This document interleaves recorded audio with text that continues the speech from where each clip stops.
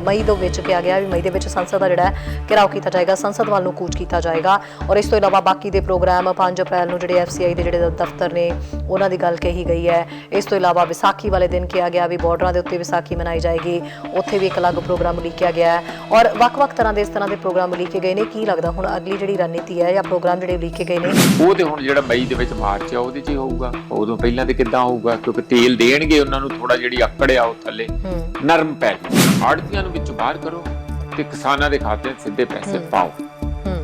ਇਸ ਕਿਸਮ ਦੀਆਂ ਜਿਹੜੀਆਂ ਚਿੰਜੜੀਆਂ ਛੇੜੀਆਂ ਜਾ ਰਹੀਆਂ ਉਹਦੇ ਨਾਲ ਸਾਡਾ ਜਿਹੜਾ ਸਾਰਾ ਸਿਸਟਮ ਹੈ ਮੰਡੀ ਬੋਰਡ ਦਾ ਜਾਂ APMC ਐਕਟ ਦੇ ਤਹਿਤ ਜੋ ਇੰਨੇ ਚਿਰ ਦੀਆਂ ਮੰਡੀਆਂ 5 ਦਹਾਕਿਆਂ ਤੋਂ ਚੱਲ ਰਹੀਆਂ, ਉਹ ਸਾਰਾ ਉਹਦੇ 'ਚ ਬਹੁਤ ਵੱਡਾ ਖਲਲ ਪਊਗਾ।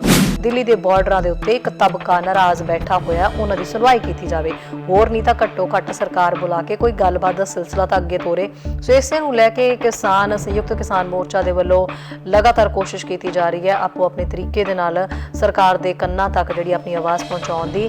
ਜਦੋਂ ਸਿੱਧੇ ਪੈਸੇ ਬੈਂਕਾਂ 'ਚ ਉਹਨਾਂ ਦੇ ਅਕਾਊਂਟ 'ਚ ਜਾਣਗੇ ਤੇ ਬੈਂਕਾਂ ਪਹਿਲਾਂ ਪੈਸੇ ਨਹੀਂ ਕੱਟਣਗੀਆਂ ਆਪਣੇ। ਭਾਈ ਸਾਡਾ ਵੀ ਹੁਣ ਹਿਸਾਬ ਕਿਤਾਬ ਕਰ ਲਓ, ਜਿਹੜਾ ਦੱਬੀ ਬੈਠੇ ਸੀ। ਦੇਖੋ ਜੇ ਘਾਟਾ ਕੋਈ ਵੀ ਪਬਲਿਕ ਸੈਕਟਰ 'ਚ ਨਹੀਂ ਪੈ ਸਕਦਾ ਜੇ ਅਸੀਂ ਉਸ ਨੂੰ ਚੁਰੁੰਡੀਏ ਨਾਲ ਲੁੱਟੀਏ ਨਾ। ਜਿੰਨੇ ਵੀ ਪਬਲਿਕ ਸੈਕਟਰ ਆ ਉਹਨਾਂ ਨੂੰ ਜਿਹੜੀਆਂ ਸਰਕਾਰਾਂ ਉਹ ਰੱਜ ਕੇ ਲੁੱਟਦੀਆਂ। ਜਦੋਂ ਐਡੀ ਵੱਡੀ ਜਨਤਾ ਨੂੰ ਤੁਸੀਂ ਇੰਨੀ ਰਾਹਤ ਦੇਣੀ ਹੈ ਫਿਰ ਸਰਕਾਰ ਨੂੰ ਉਹਦੇ 'ਚ ਪੈਸੇ ਪਾਉਣੇ ਚਾਹੀਦੇ ਆ। ਇੱਕ ਤੇ ਆ ਕਿ ਉਹਨੂੰ ਪਲੱਗ ਕਰਨਾ ਚਾਹੀਦਾ ਜਿੱਥੇ ਜਿੱਥੇ ਚੋਰੀਆਂ ਹੋ ਰਹੀਆਂ। 5 ਅਪ੍ਰੈਲ ਨੂੰ ਤਾਂ FCI ਬਚਾਓ ਦਿਵਸ ਜਿਹੜਾ ਉਹ ਮਨਾਇਆ ਜਾਏਗਾ, ਜਿਸ ਦਿਨ ਦੇਸ਼ ਭਰ ਦੇ ਵਿੱਚ FCI ਦੇ ਦਫ਼ਤਰਾਂ ਦਾ ਘਿਰਾਓ ਕੀਤਾ ਜਾਏਗਾ। ਸਤਿ ਸ਼੍ਰੀ ਅਕਾਲ ਜੀ and good morning to all. ਕੀ ਹਾਲ ਚਾਲ ਹੈ ਜੀ ਸਾਡੇ ਦਰਸ਼ਕਾਂ ਦਾ? ਔਰ ਸਾਰਿਆਂ ਦੀ ਸੋਹਣੀ ਜੀ ਸਵੇਰ ਚੜ ਚੁੱਕੀ ਹੈ ਤੇ ਸਰੀ ਦੇ ਵਿੱਚ ਤਾਂ ਅੱਜ ਧੁੱਪ ਵੀ ਬਹੁਤ ਸੋਹਣੀ ਚੜੀ ਹੈ ਤੇ ਬੜਾ ਸੋਹਣਾ ਜਿਹਾ ਖਿਲਿਆ ਜਿਹਾ ਮੌਸਮ ਲੱਗ ਰਿਹਾ ਹੈ। ਸੋ ਉਮੀਦ ਕਰਦੇ ਹਾਂ ਕਿ ਇਹੋ ਜਿਹਾ ਹੀ ਖਿਲਿਆ ਜਿਹੜਾ ਪੂਰਾ ਦਿਨ ਤੁਹਾਡਾ ਸਾਰਿਆਂ ਦਾ ਨਿਕਲੇ। ਸੋ ਹੁਣ TV ਆਪਣੇ ਜਿਹੜੇ ਨੇ ਉਹਨਾਂ ਦੀ ਵੋਲਿਊਮ ਚੁੱਕ ਲਓ ਤੇ ਆਪਾਂ ਗੱਲਾਂ ਕਰਨੀਆਂ ਬਹੁਤ ਸਾਰੀਆਂ। ਔਰ ਸਭ ਤੋਂ ਪਹਿਲਾਂ ਤਾਂ ਇਹ ਵੀ ਮੈਨੂੰ ਜ਼ਰੂਰ ਪਲੀਜ਼ ਦੱਸਿਓ ਵੀ ਵੈਕਸੀਨ ਜਿਹੜੀ ਹੈ ਉਹ ਤੁਹਾਡੇ ਸਾਰੇ ਤੱਕ ਪਹੁੰਚ ਚੁੱਕੀ ਹੈ? ਵੈਕਸੀਨ ਲਗਵਾ ਰਹੇ ਹੋ ਸਾਰੇ ਜਣੇ? ਸਪੈਸ਼ਲੀ ਇਹ ਵੀ ਦੱਸਣਾ ਕਿ ਜਦੋਂ ਵੈਕਸੀਨ ਲਗਵਾਉਂਦੇ ਹੋ ਤਾਂ ਕੀ ਪੁੱਛਦੇ ਵੀ ਹੋ ਇਹ ਚੀਜ਼ ਵੀ ਕਿਹੜੀ ਵੈਕਸੀਨ ਸਾਨੂੰ ਲੱਗ ਰਹੀ ਹੈ ਜਾਂ ਲਗਾਉਣ ਜਾ ਰਹੇ? ਕਿਉਂਕਿ ਕਈ ਤਰ੍ਹਾਂ ਦੀ ਵੈਕਸੀਨ ਜਿਹੜੀ ਹੈ ਉਹ BC ਦੇ ਵਿੱਚ ਇੱਥੇ ਆਈ ਹੋਈ ਹੈ, ਕੈਨੇਡਾ ਦੇ ਵਿੱਚ ਆ ਚੁੱਕੀਆਂ ਨੇ। ਸੋ ਤੁਹਾਨੂੰ ਵੀ ਰਹਿੰਦਾ ਵੀ ਜੌਨਸਨ ਐਂਡ ਜੌਨਸਨ ਦੀ ਲਗਵਾਉਣੀ ਹੈ, ਐਸਟਰਾਜੈਨੇਕਾ ਲਗਵਾਉਣੀ ਹੈ ਜਾਂ ਫਿਰ ਇਸ ਤੋਂ ਇਲਾਵਾ ਮੋਡਰਨਾ ਫਾਈਜ਼ਰ ਦੀ ਲਗਵਾਉਣੀ ਹੈ। ਸੋ ਇਹ ਵੀ ਜਿਹੜੀ ਹੈ ਜ਼ਰੂਰ ਗੱਲ ਦੱਸਿਓ। ਸੋ ਉਮੀਦ ਕਰਦੇ ਹਾਂ ਕਿ ਜਲਦੀ ਤੋਂ ਜਲਦੀ ਸਾਰੇ ਜਣੇ ਹੈ ਵੈਕਸੀਨੇਟ ਹੋ ਜਾਓ ਤੇ ਸਿਹਤ ਜਿਹੜੀ ਤੁਹਾਡੀ ਬਿਲਕੁਲ ਸਹੀ ਰਵੇ। ਉਸ ਤੋਂ ਇਲਾਵਾ ਜਿਹੜੇ ਨਿਯਮ ਨੇ ਖੈਰ ਉਹ ਤਾਂ ਅਸੀਂ ਫੋਲੋ ਕਰਨੇ ਔਰ ਹਰ ਦਿਨ ਮੈਂ ਵੀ ਤੁਹਾਨੂੰ ਇਹ ਅਪੀਲ ਕਰਦੀ ਰਹਿੰਦੀ ਹਾਂ ਕਿ ਨਿਯਮ ਪਲੀਜ਼ ਫੋਲੋ ਕਰਿਆ ਕਰੋ ਤੇ ਆਪਾਂ ਇਸ ਵਾਇਰਸ ਨੂੰ ਜਿਹੜਾ ਆਪਣੇ ਆਪ ਤੋਂ ਦੂਰ ਰੱਖਣਾ ਹੈ, ਆਪਣੀ ਸਿਹਤ ਤੋਂ ਦੂਰ ਰੱਖਣਾ ਹੈ, ਖੁਦ ਨੂੰ ਬਚਾਉਣਾ ਹੈ ਤੇ ਦੂਜਿਆਂ ਨੂੰ ਵੀ ਬਚਾਉਣਾ ਹੈ। ਖੈਰ ਅੱਗੇ ਸਰਗਰਮੀਆਂ ਦੀ ਗੱਲ ਕਰ ਲੈਂਦੇ ਹਾਂ। ਭਾਰਤੀ ਸਮੇਂ ਦੇ ਮੁਤਾਬਕ ਜੇ ਗੱਲ ਕਰੀਏ ਤਾਂ ਹੁਣ ਤਾਂ ਰਾਤ ਹੋ ਚੁੱਕੀ ਹੈ ਪਰ ਬਹੁਤ ਸਾਰੀਆਂ ਵੱਡੀਆਂ ਖਬਰਾਂ ਜਿਹੜੀਆਂ ਨੇ ਉਹ ਵੀ ਸਾਹਮਣੇ ਆਈਆਂ ਨੇ। ਅਸੀਂ ਕੱਲ੍ਹ ਹੀ ਜਦੋਂ ਸ਼ੋਅ ਕੀਤਾ ਸੀ ਤਾਂ ਕੱਲ੍ਹ ਸ਼ੋਅ ਦੇ ਵਿੱਚ ਅਸੀਂ ਪਹਿਲੀ ਖਬਰ ਲਈ ਸੀਗੀ ਵੀ DSGMC ਚੋਣਾਂ ਦੇ ਵਿੱਚ ਕੀ ਹੋਏਗਾ, ਕਿਉਂਕਿ ਅਕਾਲੀ ਦਲ ਨੂੰ ਤਾਂ ਪਰਮਿਸ਼ਨ ਨਹੀਂ ਮਿਲ ਰਹੀ।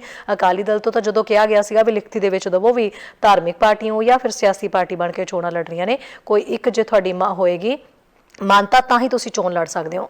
ਉਹ ਕੋਰਟ ਕੇਸਾਂ ਦੇ ਵਿੱਚ ਜਿਹੜਾ ਮਸਲਾ ਤਾਂ ਉਲਝਿਆ ਹੋਇਆ ਸੀਗਾ ਤੇ ਕਿਹਾ ਜਾ ਰਿਹਾ ਵੀ ਭਾਰਤੀ ਸਮੇਂ ਦੇ ਮੁਤਾਬਕ ਅੱਧੇ ਦਿਨ ਤੱਕ ਜਿਹੜੀ ਖਬਰ ਆ ਚੁੱਕੀ ਸੀਗੀ, ਜਿਹੜੀ ਬ੍ਰੇਕਿੰਗ ਆ ਚੁੱਕੀ ਸੀਗੀ ਵੀ ਨੋਮੀਨੇਸ਼ਨ ਦੀ ਲਿਸਟ ਜਾਰੀ ਹੋ ਚੁੱਕੀ ਹੈ ਔਰ ਉਸ ਨੋਮੀਨੇਸ਼ਨ ਦੀ ਲਿਸਟ ਦੇ ਵਿੱਚ ਅਕਾਲੀ ਦਲ ਦਾ ਕਿਤੇ ਨਾਮ ਨਹੀਂ ਹੈ, ਸ਼੍ਰੋਮਣੀ ਅਕਾਲੀ ਦਲ ਦਾ ਨਾਮ ਨਹੀਂ ਹੈ।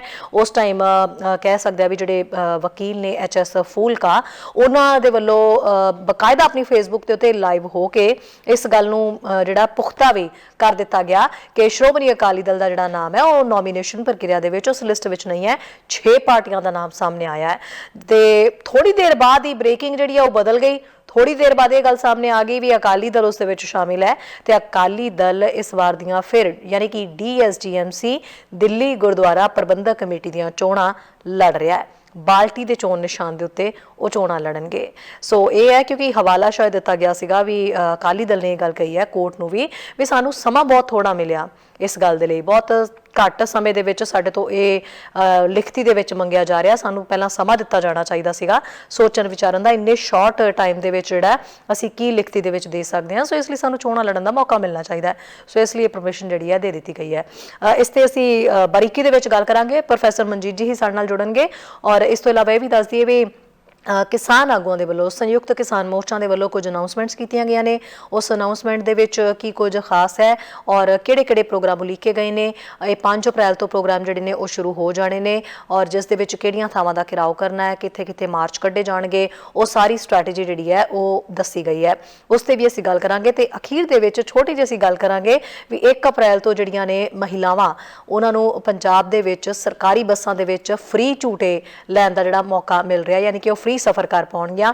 ਉਹ ਪੂਰੀ ਖਬਰ ਹੈ ਕਿ ਆਖਿਰਕਾਰ ਉਸ ਤੇ ਵੀ ਅਸੀਂ ਗੱਲ ਕਰਾਂਗੇ। ਸਭ ਤੋਂ ਪਹਿਲਾਂ ਤਾਂ ਆਪਣੇ ਦਰਸ਼ਕਾਂ ਨੂੰ ਇਹ ਦੱਸ ਦਈਏ ਵੀ ਫੋਨ ਕਾਲਸ ਵਾਲੇ ਜਿਹੜੇ ਸਾਡੇ ਦਰਸ਼ਕ ਨੇ ਜਿਨ੍ਹਾਂ ਨੇ ਕਾਲਸ ਕਰਨੀਆਂ ਇਹਨਾਂ ਕਿਸੇ ਵੀ ਮੁੱਦੇ ਤੇ ਜਿਹੜੇ ਟੌਪਿਕ ਮੈਂ ਡਿਸਕਸ ਕਰ ਰਹੀ ਹਾਂ ਤੁਹਾਡੇ ਨਾਲ, ਉਸ ਤੇ ਜਦੋਂ ਗੱਲ ਕਰੂੰਗੇ ਤਾਂ ਫੋਨ ਨੰਬਰ ਤੁਹਾਡੀ ਟੀਵੀ ਸਕਰੀਨ ਤੇ ਫਲੈਸ਼ ਹੋਇਆ। ਕੱਲ ਕੁਝ ਦਰਸ਼ਕਾਂ ਦੀ ਇਹ ਸ਼ਿਕਾਇਤ ਸੀਗੀ ਵੀ ਸ਼ਾਇਦ ਉਹਨਾਂ ਨੂੰ ਉਹ ਫੋਨ ਮਿਲਾ ਰਹੇ ਸੀ ਤੇ ਮਿਲ ਨਹੀਂ ਰਿਹਾ ਸੀਗਾ। ਤੁਸੀਂ ਨੰਬਰ ਸਹੀ ਤਰੀਕੇ ਨਾਲ ਡਾਇਲ ਕਰਿਓ, ਫੋਨ ਜ਼ਰੂਰ ਮਿਲੇਗਾ। ਨੰਬਰ ਮੈਂ ਵੀ ਇੱਕ ਵਾਰੀ ਦੱਸ ਦਿੰਦੀ ਹਾਂ 1888 923 2656 यानी 1888-923-2656 इस नंबर से कॉल करियो तो आप बहुत सारिया गल्लां करांगे। और एक ਉਹ ਵਾਲੇ ਦਰਸ਼ਕ ਜਿਹੜੇ ਕਿ ਕਾਲਸ ਕਈ ਵਾਰੀ ਕਰਦੇ ਹੁੰਦੇ, ਕਈ ਵਾਰੀ ਕਾਲ ਪਿਕ ਨਹੀਂ ਕਰ ਪਾਏਗੀ ਕਿਉਂਕਿ ਕੁਝ ਸਵਾਲ ਆਲਰੇਡੀ ਕੁਝ ਕਾਲਰ ਦਾ ਆ ਚੁੱਕਿਆ ਹੁੰਦਾ, ਉਹਨਾਂ ਦੇ ਉੱਤੇ ਅਸੀਂ ਗੱਲ ਕਰ ਰਹੇ ਹੁੰਨੇ ਆ ਤੇ ਉਹ ਗੱਲ ਕੰਪਲੀਟ ਹੋਣੀ ਜ਼ਰੂਰੀ ਹੈ। ਉਸ ਤੋਂ ਬਾਅਦ ਤੁਹਾਡਾ ਫੋਨ ਜਿਹੜਾ ਦੂਸਰੇ ਗੈਸਟ ਦਾ ਜਿਹੜਾ ਹੈ ਉਹ ਚੱਕਿਆ ਜਾਂਦਾ ਹੈ। ਸੋ ਥੋੜਾ ਜਿਹਾ ਵੇਟ ਕਰ ਲਿਆ ਕਰੋ, ਕਈ ਵਾਰੀ ਕਰਦੇ ਰਿਹਾ ਕਰੋ, ਆਪਾਂ ਵਿੱਚੋਂ ਕਾਲਸ ਜਿਹੜੀਆਂ ਅਟੈਂਡ ਜ਼ਰੂਰ ਕਰਾਂਗੇ।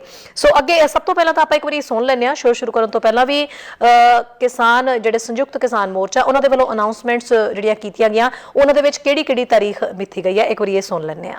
एक जो बड़ा प्रोग्राम लिया गया है वो है कि अगले महीने के मई के पहले पखवाड़े में दिल्ली कूच का संसद कूच का प्रोग्राम बनाया गया है और उस संसद कूच में हमारे पूरे देश से लोग शामिल होंगे।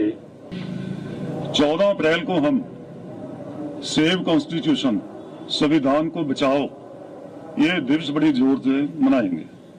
उसका कारण ये है कि संविधान को और जमहूरियत को, जैसे आपको पता है, बहुत ज्यादा खतरा है सरकार से।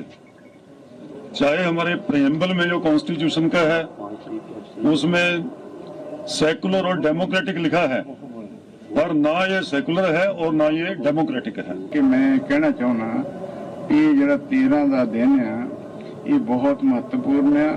ਖਾਲਸੇ ਦੀ ਸਿਰਜਣਾ ਇਸ ਤਰ੍ਹਾਂ ਅੱਜ ਵੀ ਅਸੀਂ ਕਹਿ ਸਕਦੇ ਹਾਂ ਕਿ ਮੋਦੀ ਦੇ ਵਿਰੁੱਧ ਵੀ ਜਿਹੜਾ ਇਹ ਸੰਯੁਕਤ ਕਿਸਾਨ ਮੋਰਚਾ ਵਾ ਇਹ ਜਾਤ ਪਾਤ ਤੋਂ ਉੱਪਰ ਉੱਠ ਕੇ, ਛੂਤ-ਛਾਤ ਤੋਂ ਉੱਪਰ ਉੱਠ ਕੇ, ਪਾਰਟੀਬਾਜ਼ੀ ਤੋਂ ਉੱਪਰ ਉੱਠ ਕੇ ਇਹਨੇ ਜਿਹੜਾ ਨਵਾਂ ਸਮਾਜ ਸਿਰਜਿਆ। ਜਿਸ ਤਰ੍ਹਾਂ ਗੁਰੂ ਗੋਬਿੰਦ ਸਿੰਘ ਜੀ ਨੇ ਯਤਨ ਕੀਤਾ ਸੀ, ਗੁਰੂ ਨਾਨਕ ਦੇਵ ਜੀ ਨੇ ਜਿਹੜਾ ਸਮਾਜਿਕ ਪਰਿਵਰਤਨ ਦਾ ਜਿਹੜਾ ਉਸ ਵੇਲੇ ਲਿਆਂਦਾ ਸੀ, ਉਹਨੂੰ ਇਹ ਸਾਡਾ ਮੋਰਚਾ ਉੱਚੀ ਆਵਾਜ਼ ਕਰ ਰਿਹਾ, ਸੁੱਚੀ ਆਵਾਜ਼ ਕਰ ਰਿਹਾ।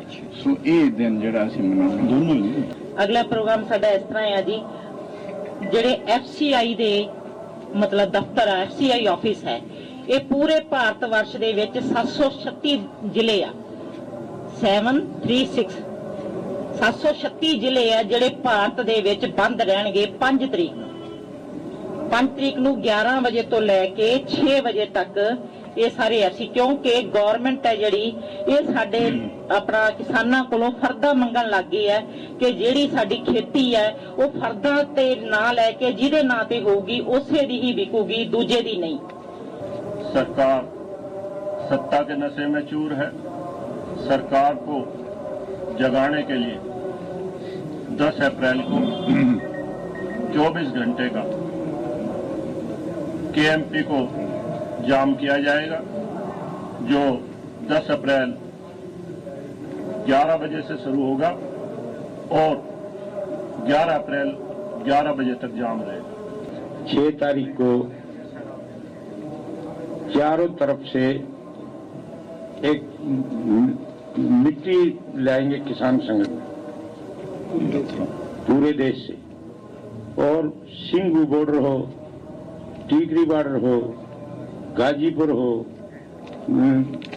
ढासा बॉर्डर हो, शाहजहांपुर हो, यहाँ जितने किसान साथी शहीद हुए हैं उनका स्मारक स्थल बनाया जाएगा।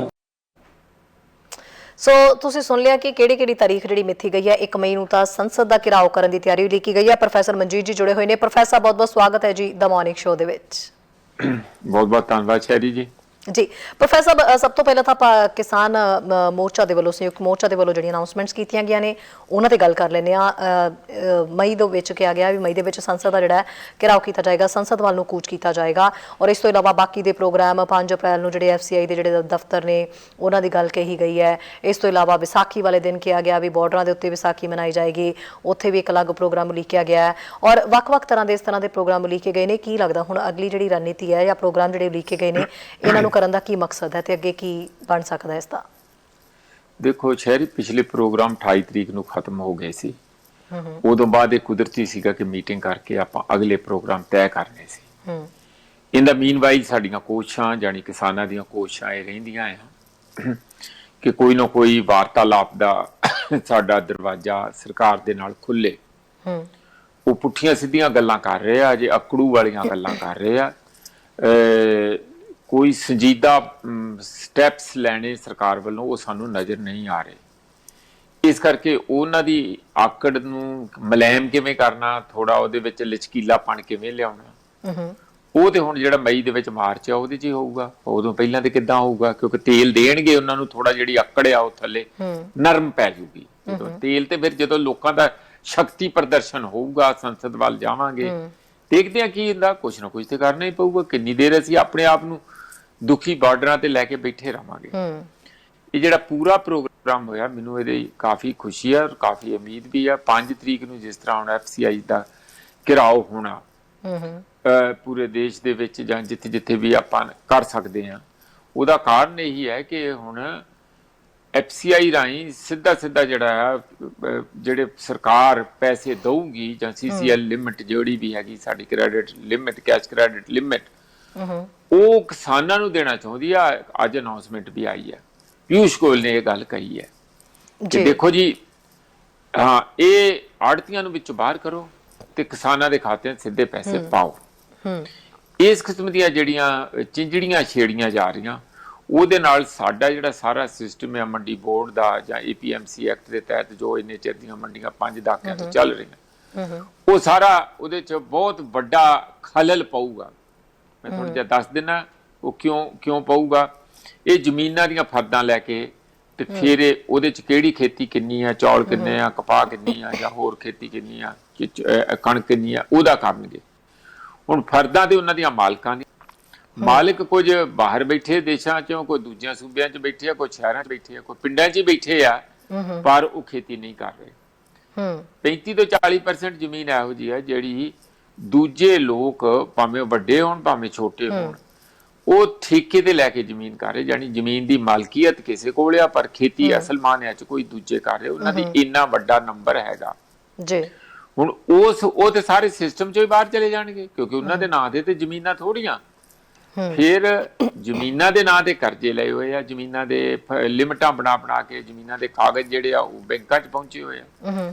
ਜਦੋਂ ਸਿੱਧੇ ਪੈਸੇ ਬੈਂਕਾਂ 'ਚ ਉਹਨਾਂ ਦੇ ਅਕਾਊਂਟ 'ਚ ਜਾਣਗੇ ਤੇ ਬੈਂਕਾਂ ਪਹਿਲਾਂ ਪੈਸੇ ਨਹੀਂ ਕੱਟਣਗੀਆਂ ਆਪਣੇ, ਭਾਈ ਸਾਡਾ ਵੀ ਹੁਣ ਹਿਸਾਬ ਕਿਤਾਬ ਕਰ ਲਓ ਜਿਹੜਾ ਦੱਬੀ ਬੈਠੇ ਸੀ।